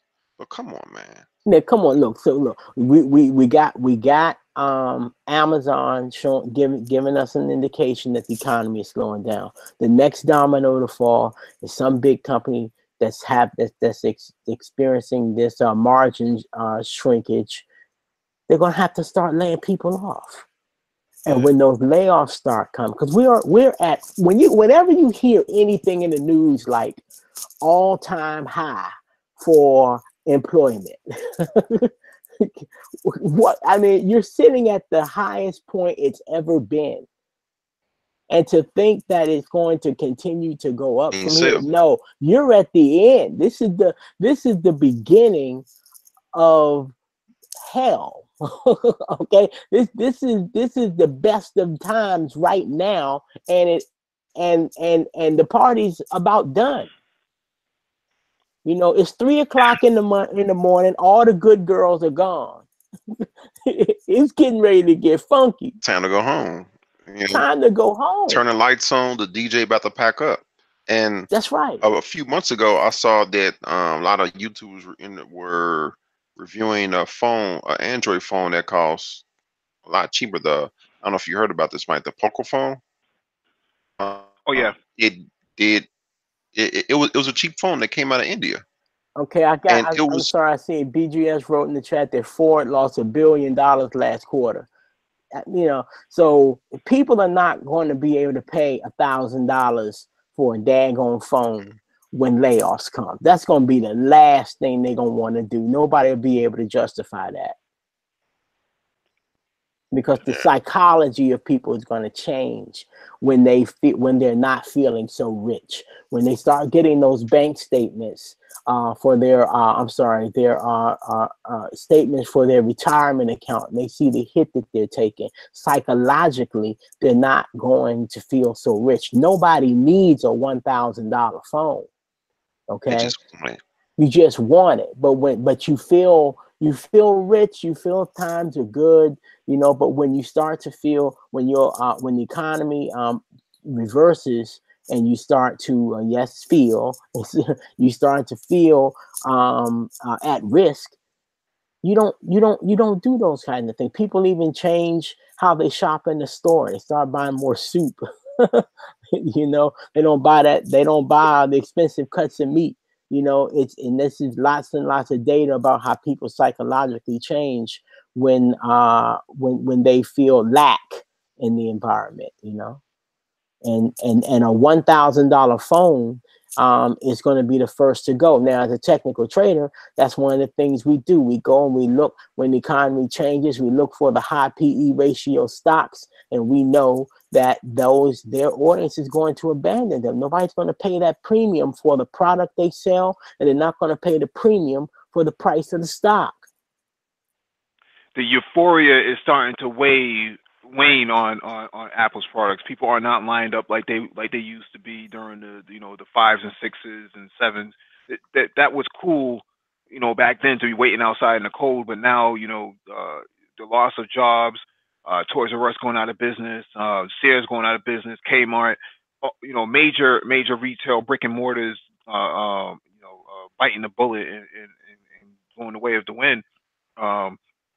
You're starting to see more unemployment or underemployment, and they can only, you know, people are not just going to spend their money on an iPhone. They're not going to spend their rent on an iPhone or their mortgage, for that matter. I mean, Lionel is saying $2,000 for the next iPhone, you know, the Max or whatever it is, the XS or whatever it will be, whatever the name will be. It's just not going to be feasible. If I could put more money down, if you're telling me that my phone is going to cost more than a yearly subscription to Bird scooters, I have to rethink about the reason why I need a new phone. I might hold on to this iPhone for no. Go ahead, Lionel. That's about 6 months of people's car note payments. Right, Mike. Well, I'm sorry. Can you drop the link to this article that you have up right now in the public chat, so people? This is a very good video that people should read, because it's right here on the screen. The guy's saying he does a better job in explaining it in the video. Backing up, he said you can either increase the brand loyalty, increase backing up to that. Increased perceived brand value. Okay, that's like Apple basically, basically telling you how cool they are. You're not getting anything functional for that. You're thinking different. You're cool. You're leading edge. Giving you all these feel good. You know, making you feel good about yourself, like you're buying status. You're buying status. Selling you status, and you go for it. I say we go for it. I have an iPhone too. I was in a different, I was feeling real good when I bought that phone. I wouldn't buy it now. In a different place. Oh yeah. Which one? Which brand? Which version do you have? Oh, I'm behind the times, man. I bought this. I have an i6, and I'm like, that's it. I'm not going no more. This was 2 years ago. I said, that's it. And the only reason I upgraded was because my 6 was starting, the battery was starting to go to hell, man. I want to get through half a day with the battery, and it just started out of nowhere. So that's why I upgraded. But Apple's gonna do something. Yeah, but that article said you can either increase the brand, status associated with the brand, or you can increase margins. Decrease production costs. Oh, decrease production costs. Which is something that they're having a problem with, because they can't do neither one. Because they are determining whether or not, because Samsung Electronics is different than Samsung Mobile, right? So they've taken Samsung Mobile to court, the phone company, to court so many times for patent litigation, or patent infringement.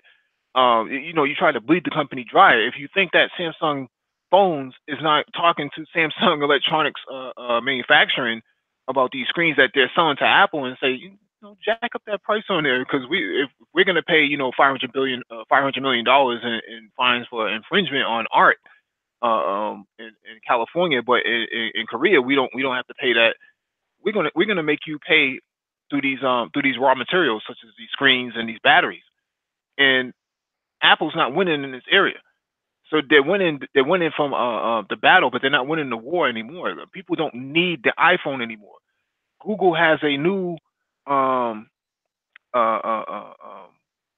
converter that you plug into the Google phone, and then you plug it into your iPhone, and it transfers all your contacts, all your information over, and it makes it a one-for-one transition from the iPhone. So you basically wouldn't need an iPhone anymore. And most of your services are available on Google. The only reason you would want an iPhone is because you like the iPhone, not because it does something better. There's nothing that it really does better at this point. I mean, I still see people walking around with iPhones with cracked screens and battery, 50%, always having to charge their battery. Just why would you want to hold on to something like this, and why would you want to spend that much money on that? Well, a phone, a $1,000 phone, that's what that part of the economy is called discretionary. That's discretionary item. You don't really need it. You want it. You're right. And another thing that happened when the economy slows down, companies cut their advertising budget. Now, I know that's bad news for all media companies, including YouTube, because when times get tight, companies advertise less. So that's all TV and radio stations and YouTube. That's just what I would assume that. I would assume that Apple already has their their base, so they don't need to advertise as much, right? You put up a billboard here, and in a small infomercial there doesn't really mean much. In no. Apple's marketing budget. Yeah, my point was for saying it to show how the domino is set up that uh, uh, uh, media companies make their living off of advertising. They need those advertising budgets, commercial media at least. They need those budgets from those big corporations. The IT sector, the companies have a budget every year to an upgrade cycle that they spend every year. They plan to spend a certain amount every year to upgrade certain equipment. But when times get tough, they make that equipment last a little longer, and so they do not update that equipment.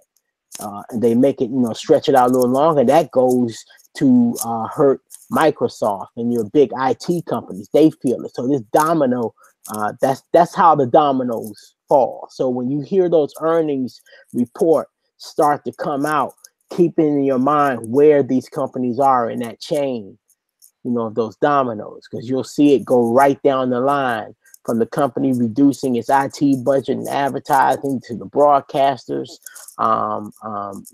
getting less money. Companies stop coming out with new products. Okay, so that means they don't need more workers. In fact, they start to lay workers off.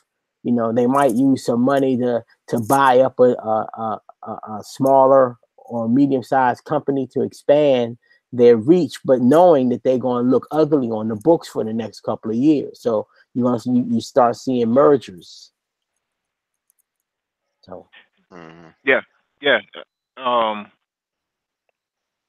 yeah. I think Samsung has the majority of the Android market and a good portion of the smartphone market, in relative to where Apple is. And Apple doesn't sell well in places like Africa, on the continent itself. And what you see in Africa, in most African countries, especially the sub-Sahara, you're seeing a wave of Android phones that pretty much do exactly what the people needed to do, and they don't feel any compelling reason to go out and buy a new phone. I mean, those who can afford it go out and do it, but the mass majority of them, they're not gonna. The 800 million below the Sahara, they're not gonna go out and buy a new phone every season. They're just not gonna, that's just not the way their culture is, and that's the new market in terms of emerging economies, is Africa. And Apple is hurting themselves by creating these these outrageously priced phones. I just don't understand why anybody would pay $1,300 for a phone. What's so great about this phone? I mean, if you want to take pictures, go get yourself a Canon Rebel or a Nikon DSLR and take pictures there. Why would I spend so much money paying for a phone just to take pictures? yeah, no, those pay raises don't happen because of that margin falling, like you said. And when you don't get those pay raises, you can't buy that house and you can't buy that car. Can you live in your phone though? Can you live in your iPhone? Can you live inside WhatsApp?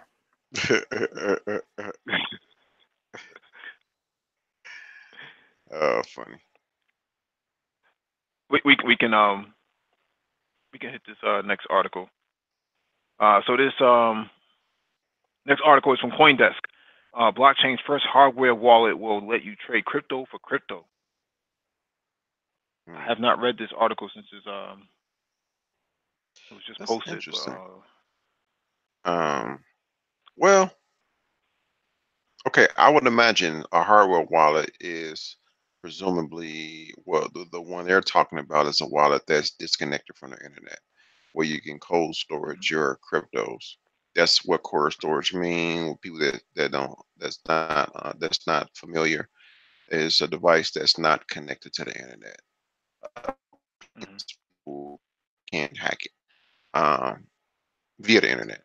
Um, if you trade cryptos via this hardware wallet and you go back online to see your cryptos to an exchange, I'm thinking it'll take some time for your cryptos to get from your hardware wallet to an exchange, because the ledger in which you trade, okay, I want to make this too complicated. So let's say you got Stellar, XRP, and Bitcoin in your hardware wallet, and you got like 1,000 Stellar, 1,000 XRP, and zero point 0.01 Bitcoin. And you say, you know what? I just want Bitcoin. So you sell all your Stellar and all your XRP to Bitcoin. And now you got zero point 0.02 Bitcoin. The blockchain doesn't know that. The blockchain doesn't know that you sold all your Stellar and all your XRP because it's not connected to the internet. So when you transfer or when you connect your hardware wallet to the internet, it's going to update the blockchain saying, hey, you don't have no more Stellar. The blockchain recognizes the ledger recognizes you don't have no more Stellar, you don't have no more XRP, and you now have 0.02 Bitcoin. It's a good idea. I just think that when you trying to transfer your currency back to a exchange to sell it, it's just going to take a while because the blockchain is going to have to update.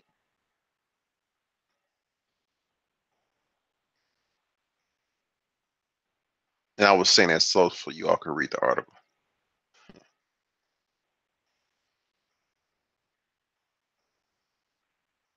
Hello?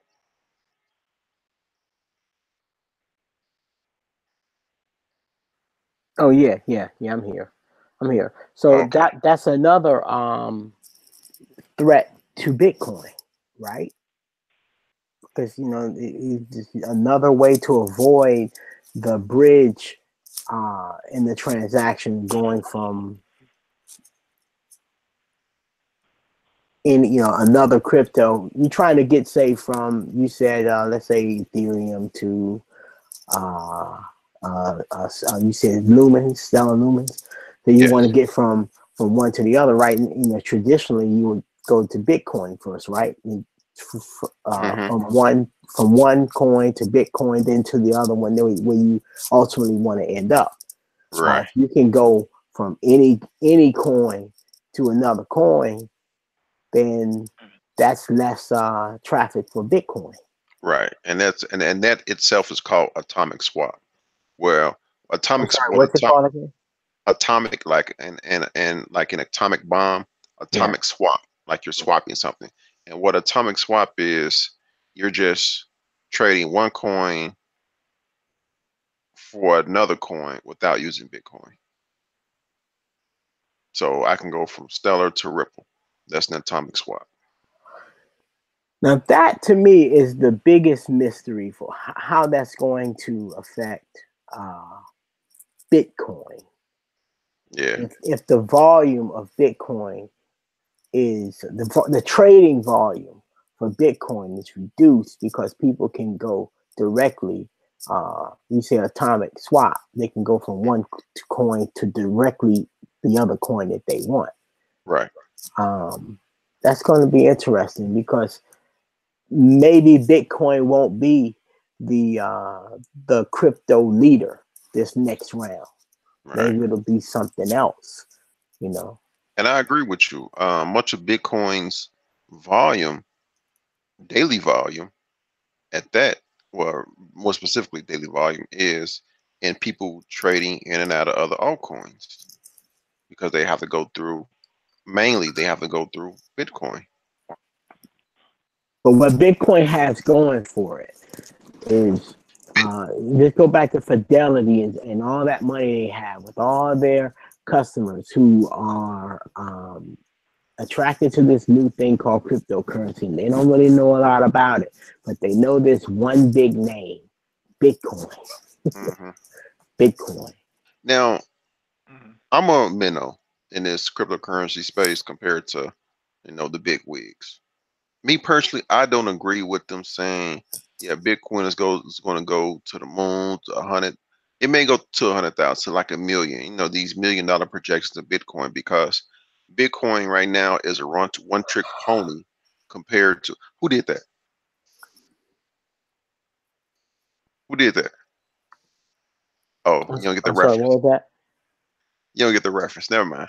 Um, um, Bitcoin right now is a one trick pony compared to other currencies.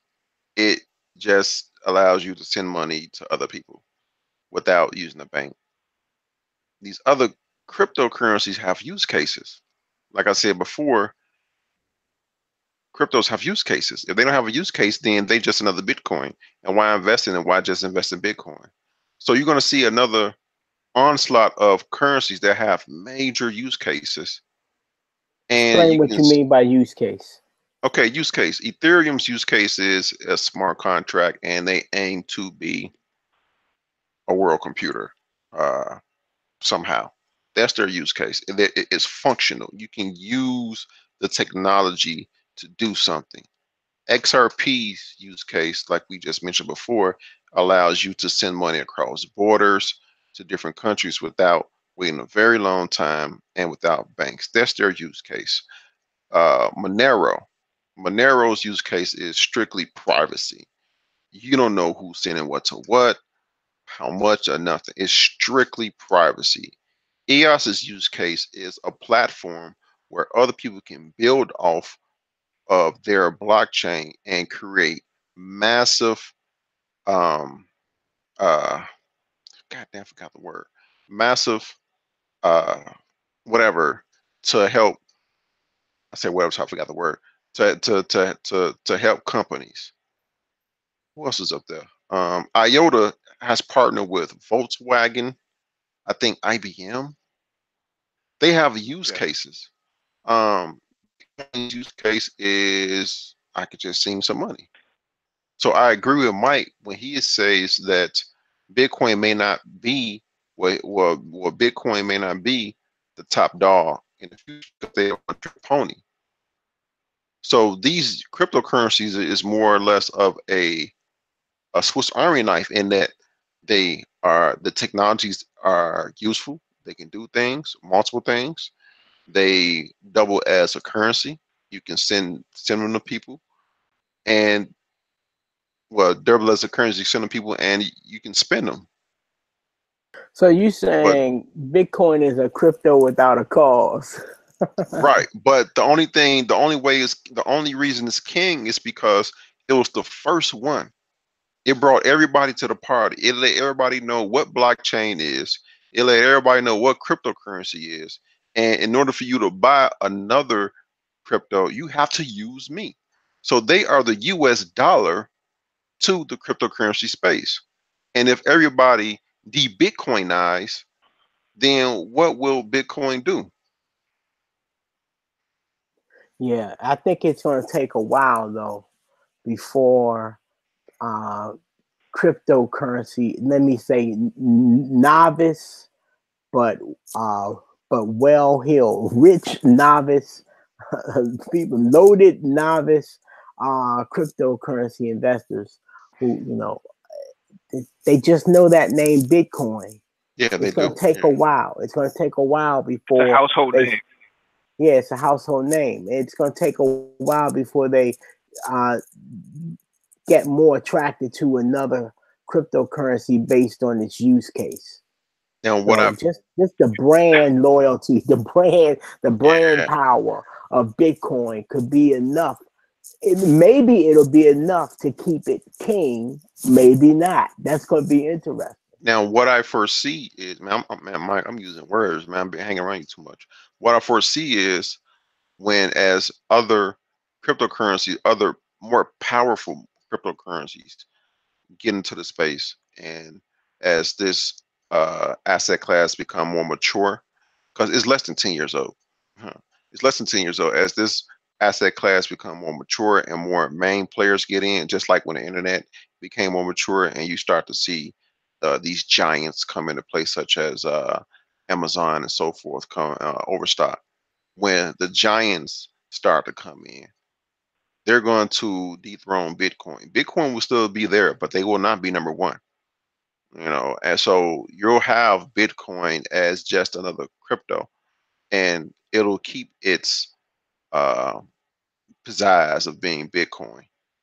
But Mm. as king, no, it will not be king anymore because other cryptocurrencies, other giants will come into the space and dethrone Bitcoin. They'll be more useful.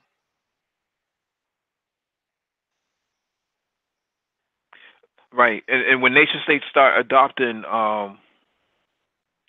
certain pieces of technology such as IOTA, like Taiwan has adopted IOTA for their identity access management base of their citizens. You know, that's huge. Now you're tying yourself in with big government. I don't think any government at this point is tying themselves in with Bitcoin. Right. There's a crypto. I'm gonna send an email out.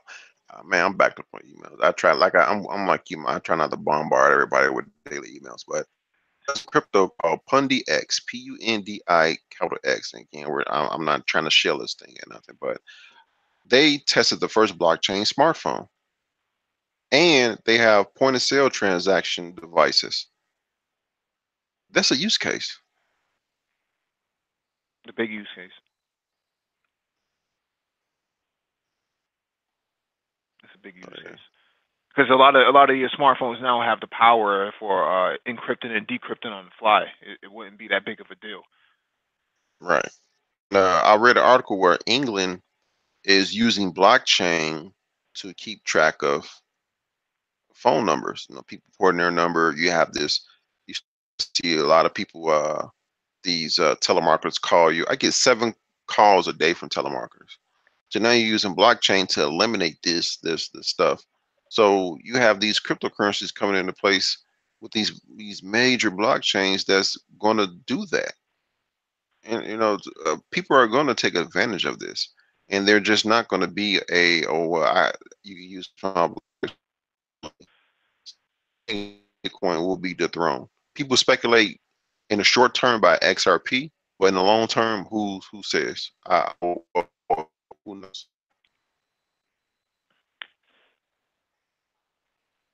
And this is actually an excellent. Excuse me. You good? This is actually an excellent segue into what are we looking at for what's our favorite coin, right? What are we investing into now? Because I think Seek Boogie was on the Hangout last week, and he was kind of asking about some of the stuff, some of the coins that we invest into. In looking at this window right now, it says Bitcoin is at 6,400 43.1 on the market. Ethereum 204, Bitcoin Cash is 439, Litecoin is 52, and XRP is 46 cents. What's your take on this, Lino? Okay, let me go to Coin Market Cap. Okay, like, Mhm. so how do you want to do this? Like, You, I'm you can share your screen if you want for Coin Market Cap and kind of we'll go over the top 10 coins. okay. So, I want to do this in a way where I don't want to. Okay, this is going to influence people. Period. This is going to. Our opinion is going to influence people. We can't get around that. Am I sharing my screen? Yes, Okay. you are. So I don't want to tell people what to invest their coins in, so I won't say I invest in XRP and I do not own any Bitcoin. Um, Well, let's just look at the top 10 coins. That's all okay, I'm really focused on. Top okay, 10 coins. all right. So Bitcoin is what brought everybody to the party. It's still relevant. It's still king of the hill. It's still going to do its thing. So obviously, it's going to go to its all-time highs again. Ethereum, we spoke about Ethereum. We spoke about XRP. Bitcoin Cash is a fork of Bitcoin that happened about last year, October. So, in my opinion, it's just another Bitcoin. Um, I don't. I, so, we spoke about EOS. Stellar is a fork of XRP. I forgot the guy's name. So it does the same thing as XRP. In my opinion, I'm not me. I wouldn't invest in two things that do the same thing.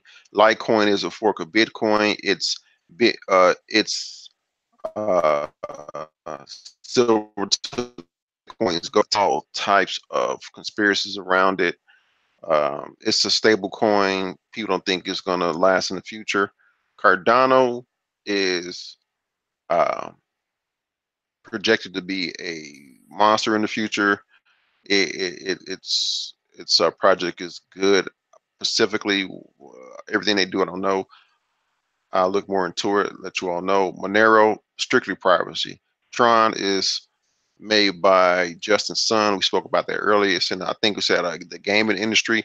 They bought BitTorrent. Their mainnet went live, so they have use cases. We spoke about IOTA. Dash is a privacy coin. Also, they were the first ones to bring masternodes to the party.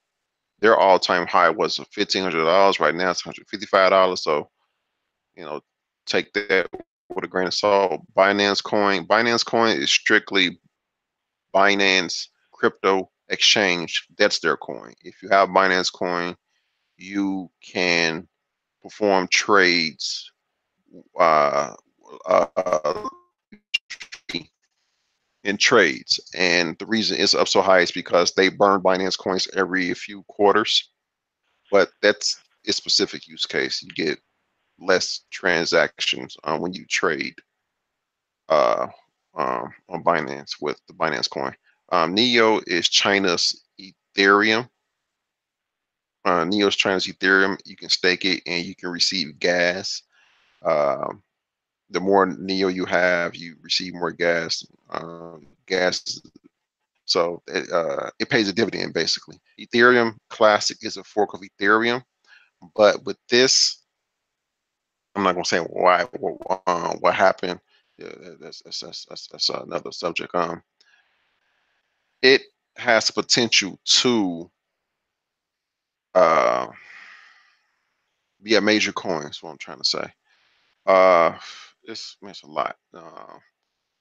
Y'all want to get in on this? It's a lot. Don't invest in Dogecoin. That started out as a joke, and it got serious. So the largest, the privacy coin with the largest market cap is which? Monero, Monero. number 10. Monero. Yeah. Let me say that I don't own any cryptos at this moment because I don't, I'm dollar will and I don't trust any of them right now. That's just my opinion. But because I think that Bitcoin has a ways to go, and a lot of these cryptos seem to be correlated pretty closely. So I don't think the worst is in yet for say Bitcoin. And if Bitcoin it's got ugly days ahead, I think that's because of the power of Bitcoin. I think that there's going to be some collateral damage to these other coins. But Yeah, now, with all that said, I am interested in any coin that's about privacy because I think people value privacy, and I think the market cap of privacy coins. I mean, once people get beyond it's a crypto coin and they rise a lot to wanting to learn what can this coin do for me, what can one particular what benefit, what's the use cases you said of one coin over another, then I think that's going to drive some market cap. So I will be interested in XRP and and probably Monero. I would say Dash because Dash is on the ground, boots on the ground in Venezuela. Dash is boots on the ground in Venezuela, and people are transacting uh, um, in Dash, and they have that mass node component, which means it pays you. So So where's Dash was Monero? Monero's number 10 right now. Dash is number 13. But I those mean, positions geographically, where are they? I was decentralized. Okay. So I There's mean, no one point. there's no one country that seems to favor one privacy coin over another. No, the reason Dash is in Venezuela is the community, the people that's invested in Dash, they voted to uh, I think, am I getting this mixed up? No, that's Smart Cash. They voted to have a representative go to Venezuela and speak to the people about cryptocurrency adoption, and more specifically about Dash. That's why they're in Venezuela. Okay. People actually vote on this stuff. Master node holders, people that invested into the currency. Hmm. And Dash used to be like in the top 10. So they more or less earlier, I want to say within the last 2 weeks, about the problem with Monero. Monero is more private than Dash, but we spoke about, you want to put $1 million in Monero, the on ramp to get into that privacy. That's still weak.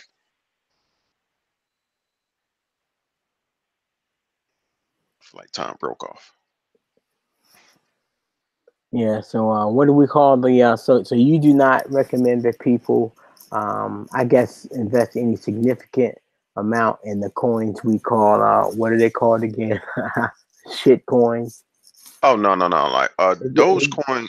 What do we? What's another term for that? What's a PG way to say shit coin?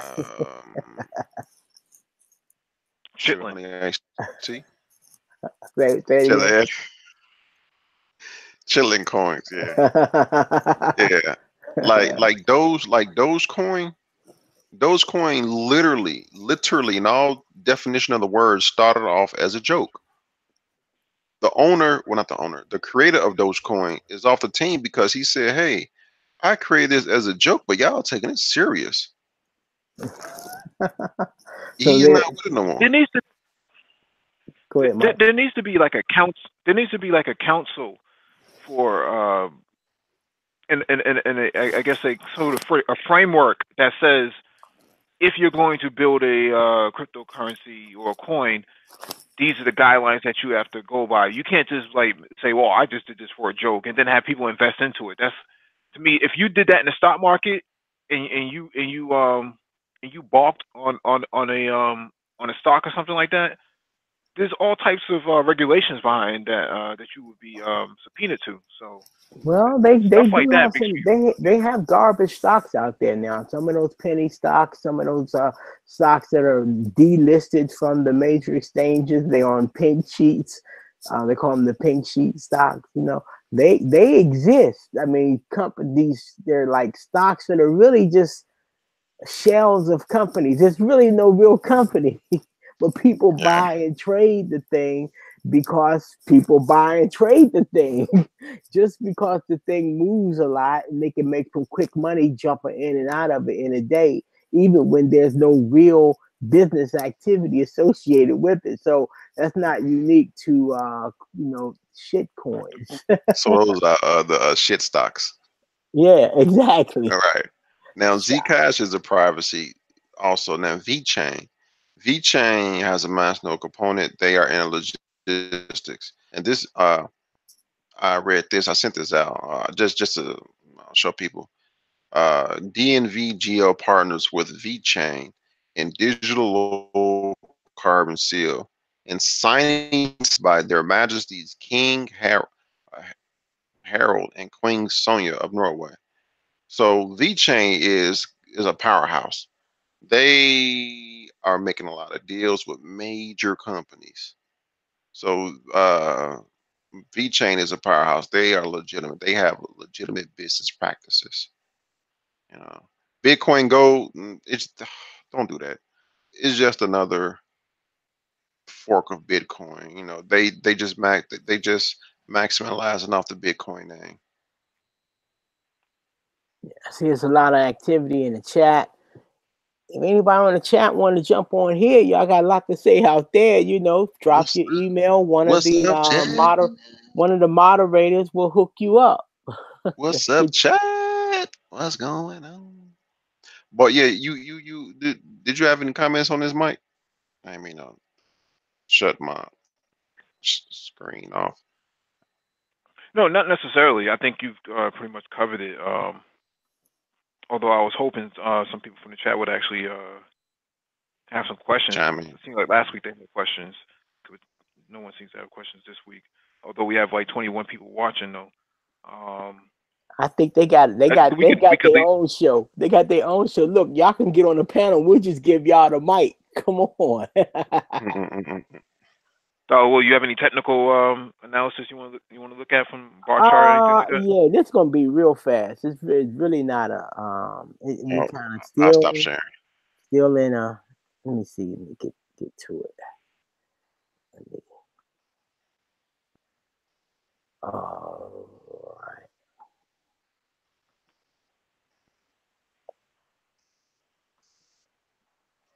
Okay, everybody can see this.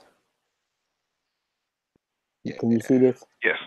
Okay, this is Bitcoin. When I see like something going sideways for a long time, I like to jump to the big long term because it just take all those useless movements out of it so we can see what's going on. All right, we can if we were to put a trend line here, we would see that this wedge is about to break. This is a descending wedge, and descending wedges usually break to the downside, and that's what this is. Now, you can look it up on Wikipedia, or hey, let's look it up. Let's look it up. Let's see. I see you got a Mac there, buddy. Oh, absolutely. I think that's a G4 iBook. Nah, it's a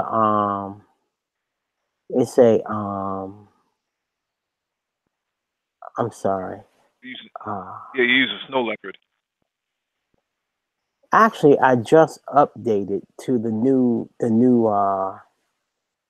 what's my brain gone.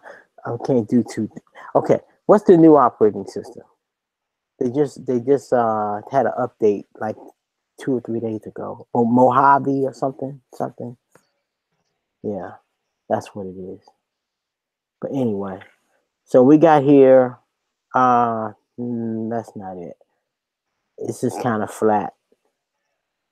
I got the beach ball. I think the screen shares. This is not working. Let me go back to the chart. This is just my. I think Apple's slowing my computer down.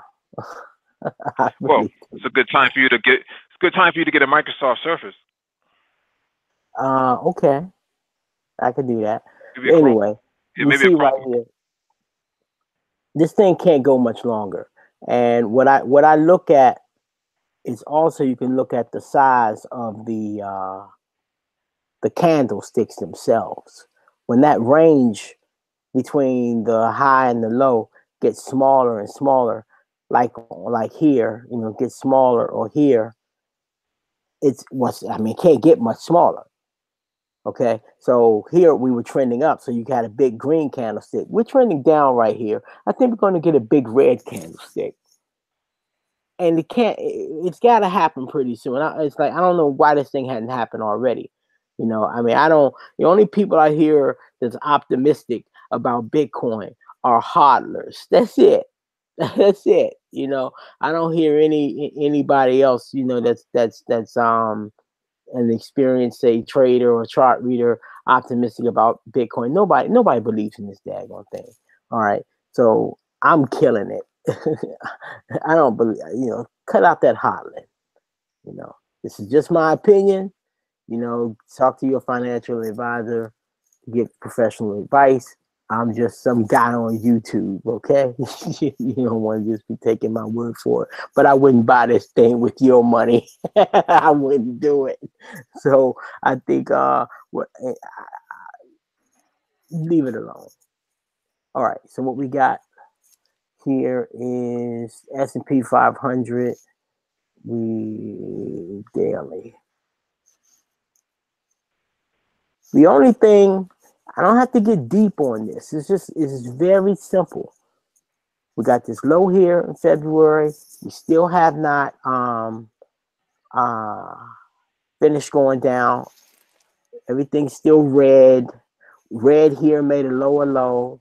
I put a Fibonacci extension. I'm calling this a ABC pattern. So the end of the C wave would be around in this area. Now that would be working on the assumption that this is a normal consolidation or retrace, which would result in us going north after the fact. So best case scenario for people who are bullish the stock market is that somewhere around here at the 2561 level,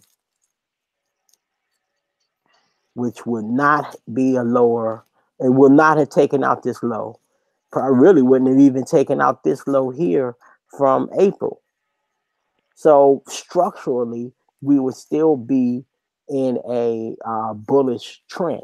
So everybody that's been shorting this right now, they're still shorting it, and everybody's going to be paying attention to this. This might be, sometime next week, maybe the end of next week, we should get in this area, and all eyes are going to be on if we run through this point and then hit this level here. Now, what could happen is I think we're going to come through this. But again, when I say that, I have my opinion about what it will do. But if I'm trading this, I do what the chart says. I'm not trying to be right and guess the exact bottom. Okay. Ideally, what you do is you short the stock, you stay short, and you wait for you can put a trend line, or you wait for a higher high to be made. So I'll be making money, and then at the very end, when it reverses, I'll be losing money. But then I'll just get out and flip my position. It's better to, I think it's better to do it that way than try to guess the bottom. You want the market to prove it to you, prove the bottom to you. Now, what could very likely happen here, and I think this could happen. Let me see. It's a little early, just getting ahead. We could break this low, make a new low. A lot of pessimism would set in. People will go, okay, this is the real deal, because now we will have a structure. We will violate the structure, okay, because we would have made a lower low. We could turn right around, come all the way back up here and get a Santa Claus rally right after making this lower low, but not make a new high. Not make a new high. So you get all this optimism, and then if we come up to this area without going higher, we would have a head and shoulder, because it's way too early for that. But the point I'm making is we could drop, we could go through this, and then the market could turn around and violently start rising. That does not mean that all is clear. If we make a new low, if we break this trend line from the February low, all of those are trading bots, and those are automated computers. Those computers with artificial intelligence on them. They're going to view the decline as a bearish move, a reversal for the market. And so even if we start running up for the Santa Claus rally, that's the rally. That's what we call it every year, the rally into Christmas. Even if we get that, it could be short lived. So don't think that all is clear. But just focus on if we make this new low. If you make this new low, then don't get blown off your square if this thing start rising. We're gonna, at that point, that if we make a new low here, we're gonna start identifying other sectors of the economy that should do well, that should rise, more defensive kinds of stocks. And I have something in mind. But first, we're just gonna watch this line. We're gonna pay attention to it next week. And so, this thing could die and make this low, and Bitcoin could be right behind it. Boy, that would be an ugly period if Bitcoin bites the dust and comes out of this long sideways move at the same time that the S&P takes a dive. Now, we're just going to take a peek at the dollar, and then I'm going to give it up. We got, let's see, the dollar. All right, this is just for some context. We got this low here from 2011. So dollar been really, rolling for a while. So we talking about, what's this, 7 years into this run? you know. And so the high point was here in January, uh,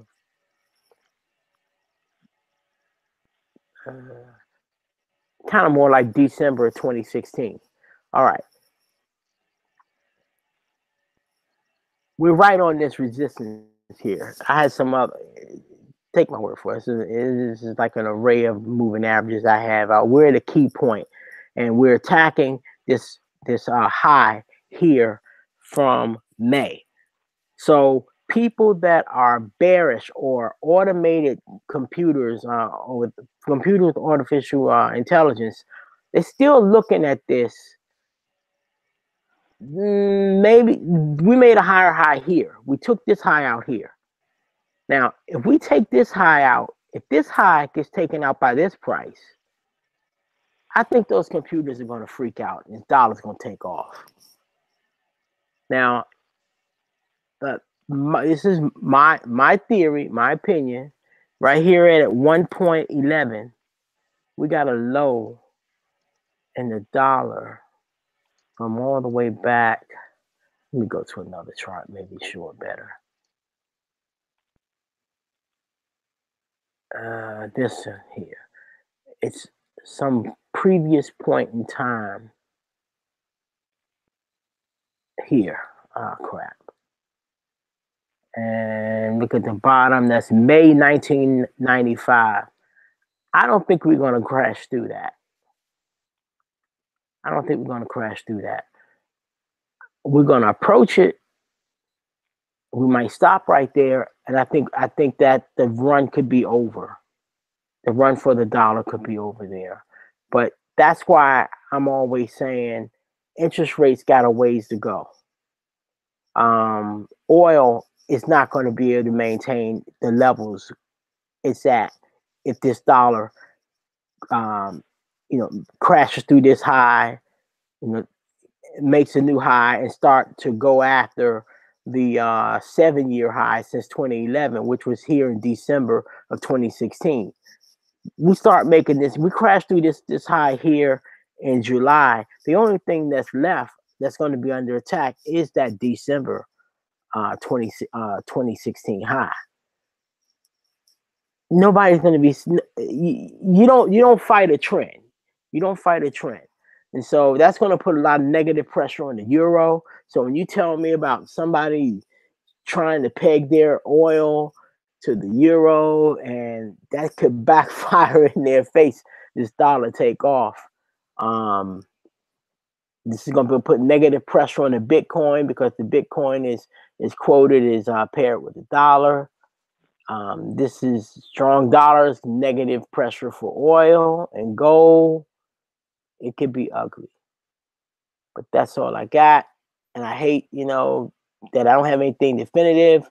But when the market goes in these sideways patterns like this, or, points like this where we're really uncertain, you just ride it out. You take your short position and you wait for a higher high to be made or a lower low to be made, and you just trade accordingly. That's why I say I'm not a day trader. I couldn't. I don't know how those guys survive that. I couldn't handle that stress every day. I can't handle those losses like that. But stay tuned. Come back next week. Something's got to give because every week you see we keep making a lower low. So the rule of a downtrend is in place here, and the range is getting smaller. So the range is the difference. You had the bulls and the bears fighting on whether this is are we bullish or are we bearish, but their opinion of the price is narrowing every month on this chart. They're coming closer and closer together. Now, one of them gonna have to win real soon. They're running out of range. So that's another way how you can tell, when something's getting ready to break out that's been going sideways. You see the candlestick get tiny. But I hate to tell you, I got nothing definitive. Anybody got anything in particular they want to see? I was looking for oil, but I think that's USO. Let me see this. U.S. oil. That's like the spot price of U.S. oil. Let me see. Let me see if I got something.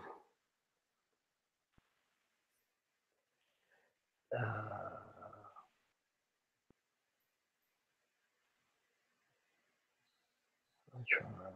That's not the one.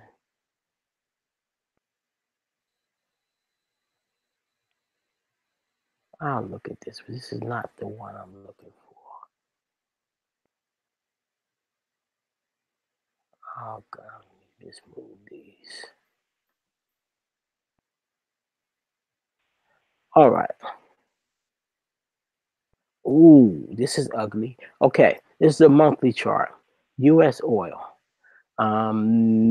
What we have here is a bearish engulfing candlestick, and what that is when the current candlestick engulfs the previous one, meaning technically it's when the fat part of it is wider than the previous one. But it also has the high of the current candlestick has to exceed the previous candlestick, and the low of the current candlestick has to exceed the previous candlestick. This is a pretty reliable bearish indicator. So the price came, popped up in this month of October, made its ultimate high since February of what's that 2016. Okay, since February 2016. Keep in mind we were just looking at a dollar chart, and when we looking at that was December. That was December 2016.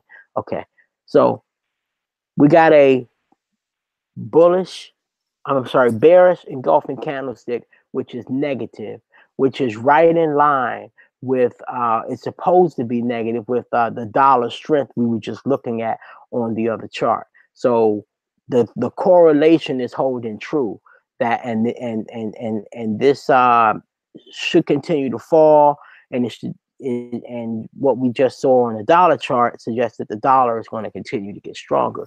So it's right in line. Doesn't look good. Go to your browser and type in bearish engulfing candlestick. And the symbol I have here is US oil. You should be able to just do USO. Why don't they do that? So there's a such thing as a bullish engulfing candlestick also? Yes. And it would be the exact opposite of this. This would be like There'll be a green. Correct. And the previous one will be a red. Yeah. Yeah. Okay. So this was like everything was all positive, and then negativity stepped in in a big way. You see this fat red engulfing this, and so the bulls the bears completely engulf the bulls. Decidedly, this is pretty decisive. Any artificial intelligence that's running on computers, they're designed to look for this. Okay, this is a whole lot of money and a whole lot of trades. It's both. It's not just necessarily one person. This is a decisive move in the market. Okay. So when the computers see an engulfing bearish candlesticks, they automatically sell. Yeah, and they're expecting the market to keep going lower. Okay. But if it doesn't go lower, if it goes up on the next candlestick, do it automatically buy in? Or do the computer automatically buy in? Okay. Well, it depends on if this is a monthly candlestick we're looking at. So if the computer monthly. So if it's like it's a day trading computer, it will buy that little run, but the overall bias in the program to the downside. So the program is thinking that this, although it's rising, let's get this money, but that's a fake move. So the computer is going to be looking for the first sign that the market is going to go south again, because once this bearish engulfing candlestick is formed, all those automated computers are going to have a bearish bias. And Okay. every rally is going to be faded. They might trade it, but the program is expecting to get out of that bullish trade at the first sign of danger. You know, those are, if we talk about a trading bot, you know, a day trading computer, they want to make money all the time. If the market is going to be rising for the next 5 hours, that thing will go bullish. Even in a bearish market, it'll go bullish for the next 5 hours. But all the while, it's not, the program is designed to exit that bullish move at the first sign of trouble, because the bias is flipped to bearish. All right. So anything else? What do we talk about? When we talk about Apple, let me see if I got an Apple here.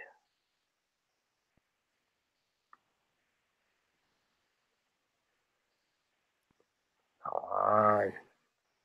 You know what? It's probably easier just to go to another one.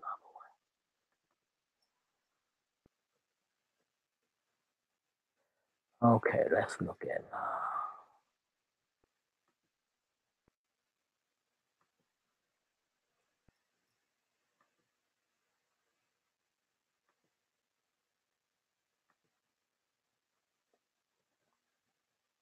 good Lord.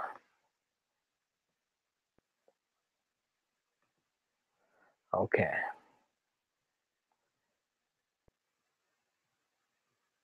Well, this big green candlestick is looking pretty good on the monthly. Let's look at the weekly.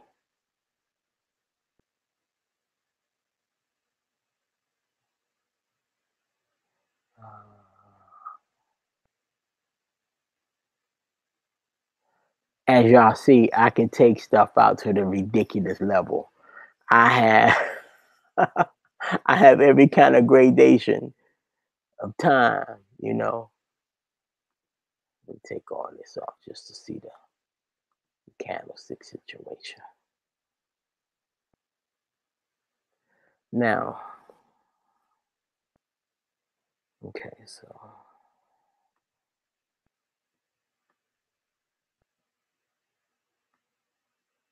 y'all can tell I ain't looked at this in a while.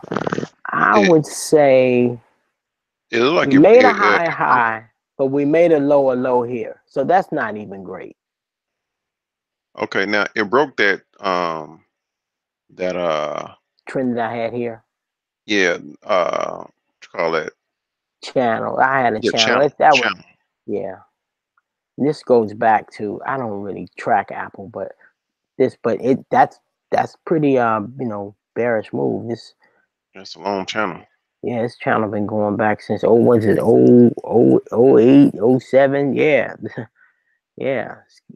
That's pretty violent. Now at the end of a move, that's kind of common. You know, you get a blow off like that. You know. $8 Will Rael asks, what trading platform do you use? What do you mean, as in terms of what broker? I use I trade Schwab, and I trade a lot of Forex with Forex.com. That's pretty much.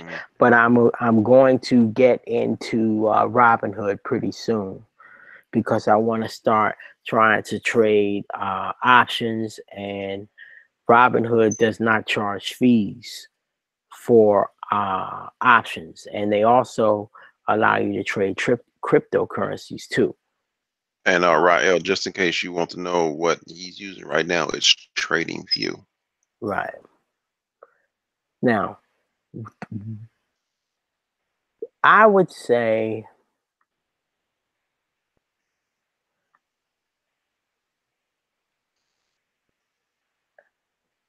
this is inconclusive. I cannot say at this moment Apple is definitely negative. It's in a caution. I'll be cautious with it right now. So, and what else you got? I can't get. Yeah, I would not. I would be cautious with this. I would be cautious. If it breaks this line, I'm out. If it breaks this trend line I just put right here, I'm out. I'm out. So, not encouraging.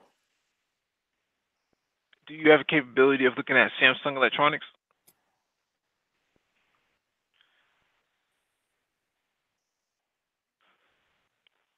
The okay. As you see here, you got Samsung trades all around the world. You want to see the U.S. one, so American. right. Yeah. So you look for a good old USA flag there. Good Lord, what's up with the volume? This thing is. Good Lord, let me go to the monthly, see if I can. Hey, Christian, what's going on? How's everybody doing? What's going on, Hanging in there. Chris? Hey, It's got to be another symbol. This is not. Oh, this is over the counter. No wonder.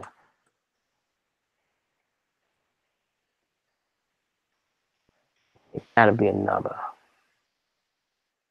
No. Okay, that well, you just got like 5 alphabets in it. That's and it says here over the counter. I'm looking for one that's not over the counter. Anybody over the counter is OTC. I'm looking for one that's not that. Good Lord. Let me pick another country then.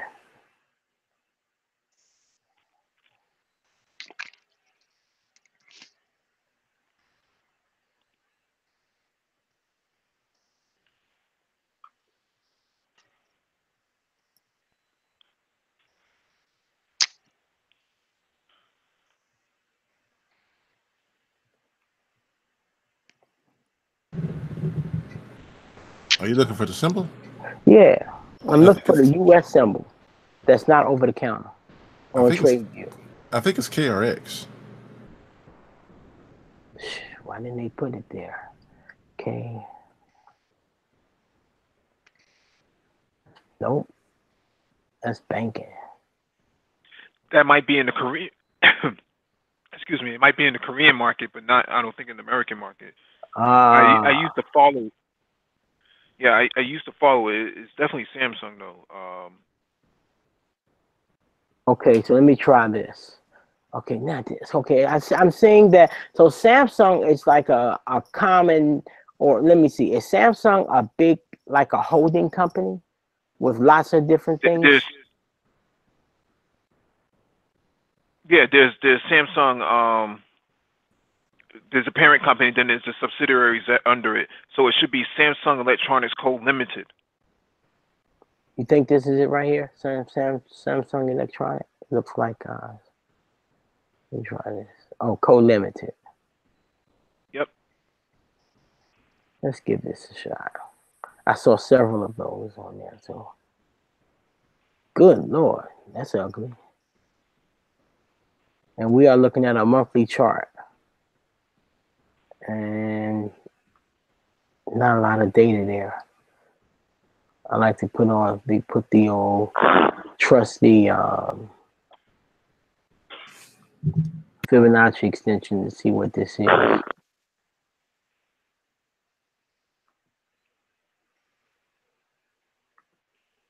All right. Typically,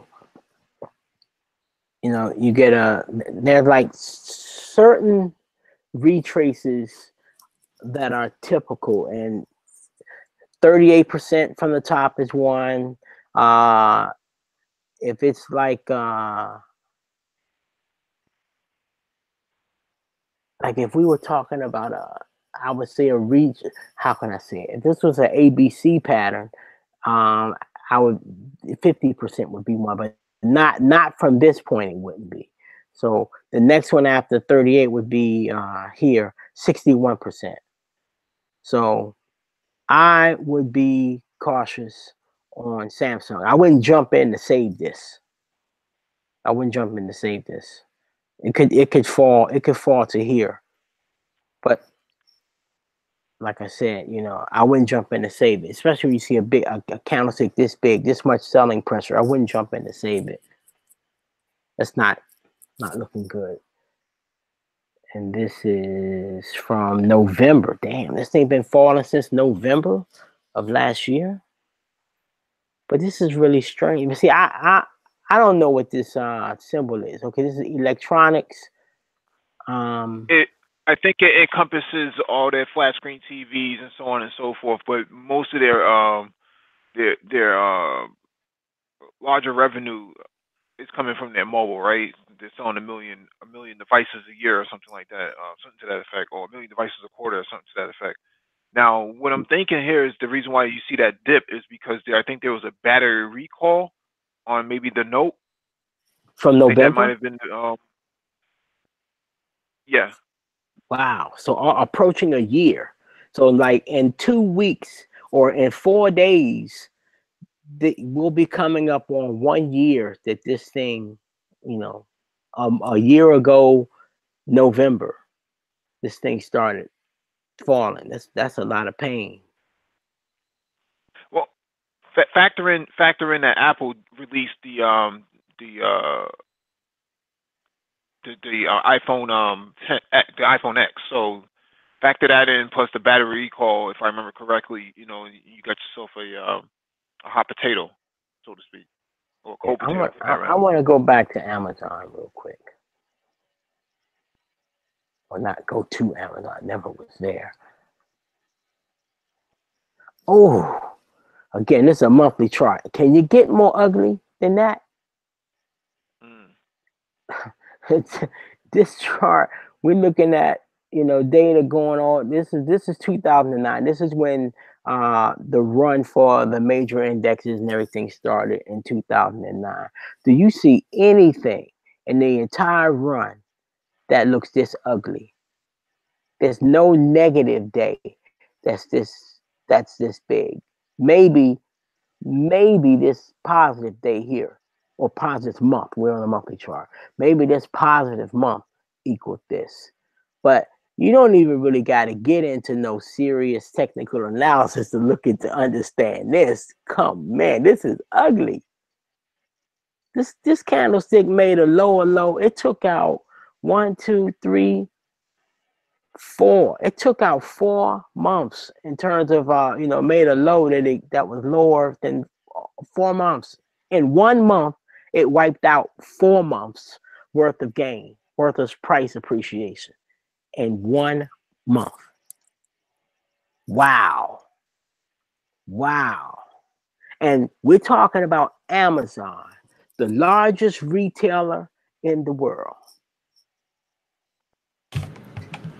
All right, do me a favor. So you tell me the economy that we should be, doing cartwheels, talking about how strong the economy is. Now, watch every store. Now, if I was, look, this is what traders are doing.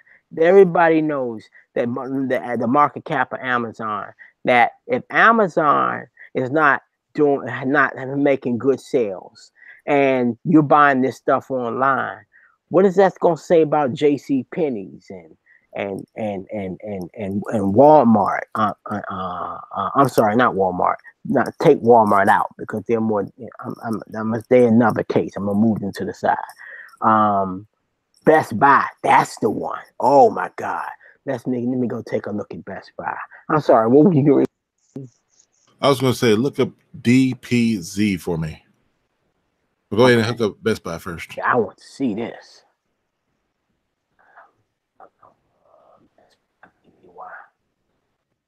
Good evening, gentlemen. See, because they're in the same industry, the way traders think is if it's hell for Amazon, it's hell for everybody that's in their business. People don't even wait for no earnings report to come out. They go, wait a minute. If Amazon got the flu, everybody got the flu. Or the cold, at least. Yeah. So they don't even wait, for earnings reports for, all your cousins, you and everybody that look like you. They just start shorting those daggone stocks. You know, they don't wait for the earnings report to come out to validate. Nobody gonna take that chance. You know, and look, got a simple old trend line. And they don't have to get deep. You see that? So really, like when the stock is on fire like this, stock is under tremendous pressure to keep up this level of performance. And you saw on that video that you showed earlier, Mike, how Apple is having declining margins. Their day is coming. Apple is getting ready to have one of these big red candlesticks. It's no way. If Amazon got it, Apple gonna get it. They gonna get that work. Okay, let's see. We got a lower low here. I'm trying to see something. All right. What I do is I look here. I say, okay, this high right here, this low led to this high. So really, we're looking for this. We're trying to see if this low holds.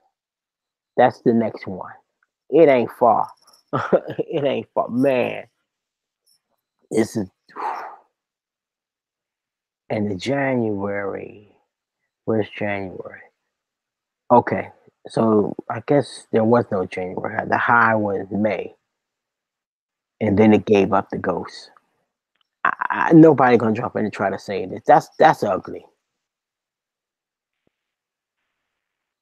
So pay attention on the news when you hear on the stock shows, or when you hear about retailers and their earnings reports, because if it's no way stores that are not doing well, like J.C. Penney's, your smaller retail, even GameStop. I've watched them because, man, if GameStop stock takes a bite, and we getting ready to come up on the Christmas sale,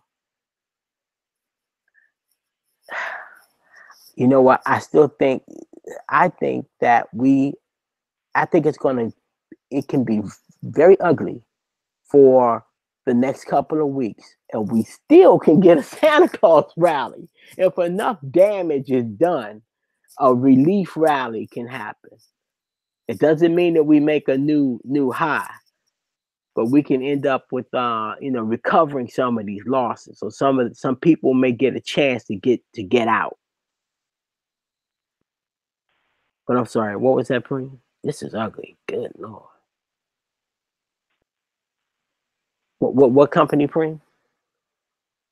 That's not Preem, that's Christian. Oh, Christian. I'm sorry. Cool. Look up DPZ. Hama Pete. Domino's Pizza. Oh, Domino D. Yep. DPZ. Yep. Oh. Took out this candlestick. Not pretty.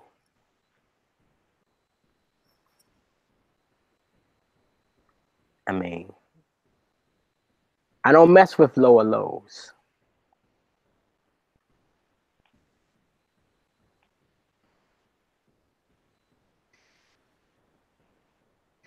Hold on. Now I went to the weekly chart just now. Okay. All right.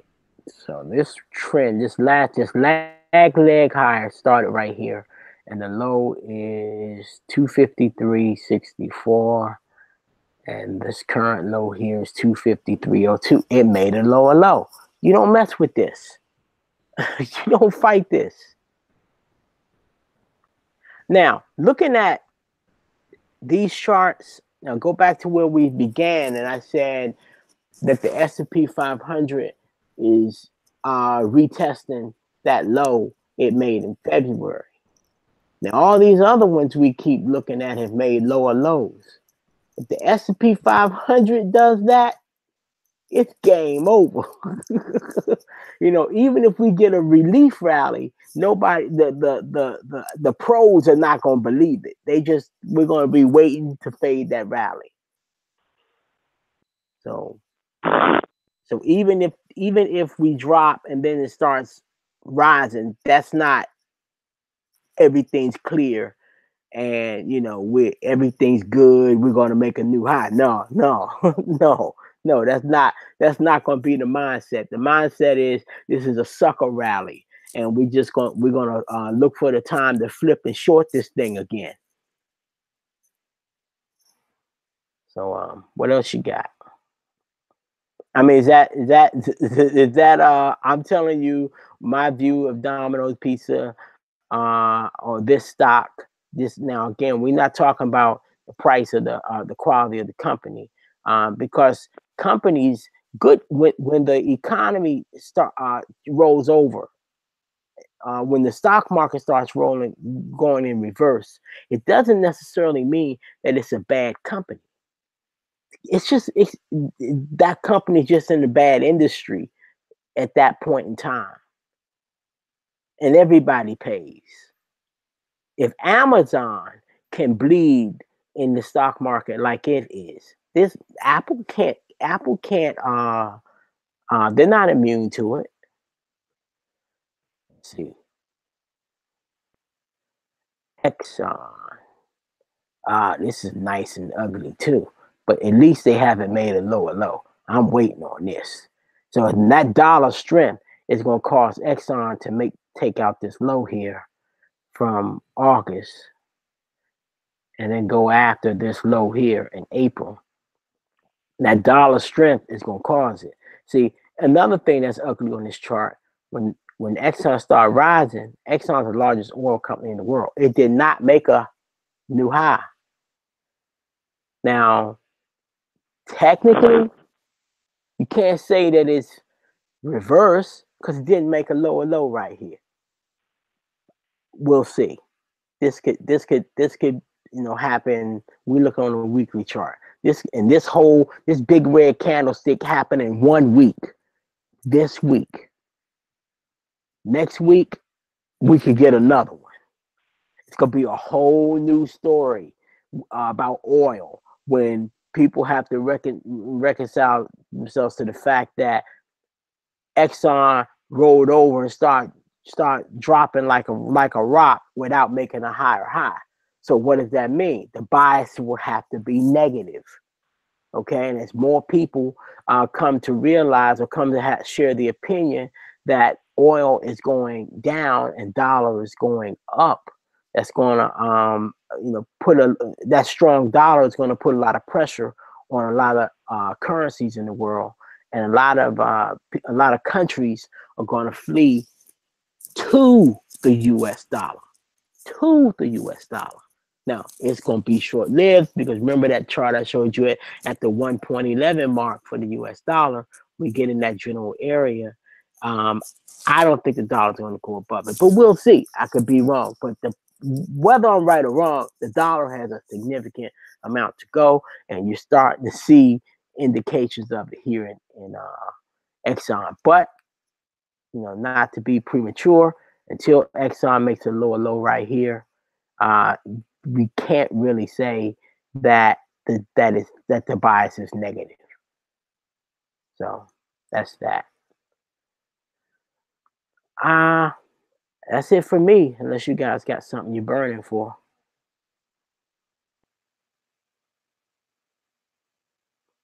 What say you, panel? What's going on? What's going on, Complex? Oh, you got a marijuana stock? Give me what's that? What's the canopy? What's the signal symbol? Canopy growth. I think you put it inside the chat.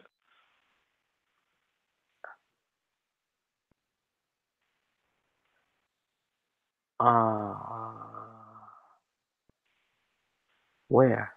You mean in the public chat? Yes.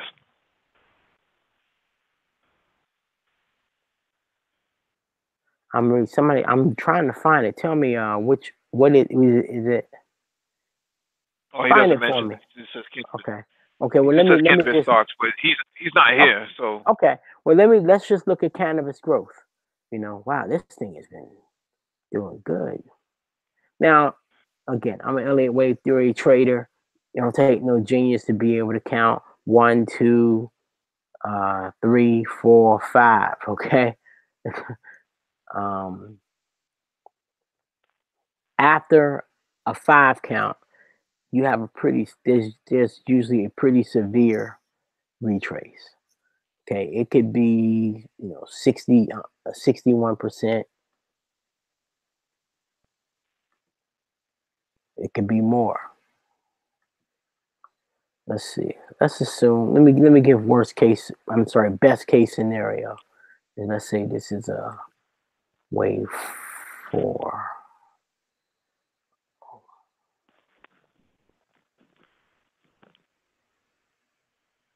Yeah, that thing got more to go. Now, again, this is a key area in like Fibonacci retraces. If it starts to go up from here, let's see, going down to like the daily, I would jump on. I would be looking for it to make. I'd be looking for a big green candlestick to take this out. If that happens, I think people are going to get on this and they're going to trail. You're going to have a trailing stop, meaning, let's say it makes a higher high, then wherever the low is for that candlestick that made the new high, you put your stop loss there and let it run. So this could still have some energy to go, but right now, this bias. I mean, it made a lower low, but it's at a key Fibonacci level. So usually reverses happen at these levels. Not always. That's why you see this kind of sideways action right here, because these trading bots are programmed to recognize these levels. But it could continue on, But if it makes a higher high, like on a green candlestick, then you can get on it and trail it just in case it reverses and continues lower. But this thing had quite a run.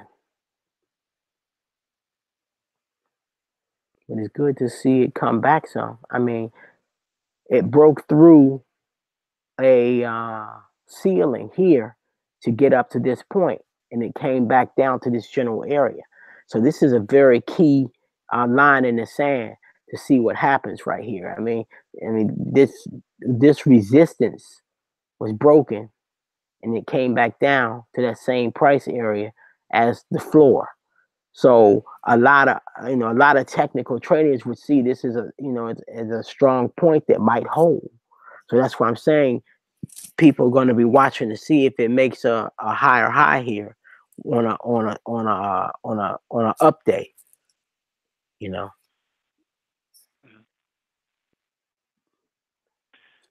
So It looks like the chat's pretty quiet now, so I think we'll close it out.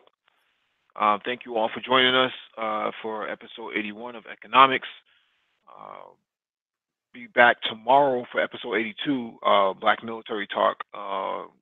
We have some naval technologies that we're going to go over, as well as a movie review of The Hunter Killer that came out just today. So thank you all for joining us. We'll see you tomorrow at 8:30 p.m. Adios.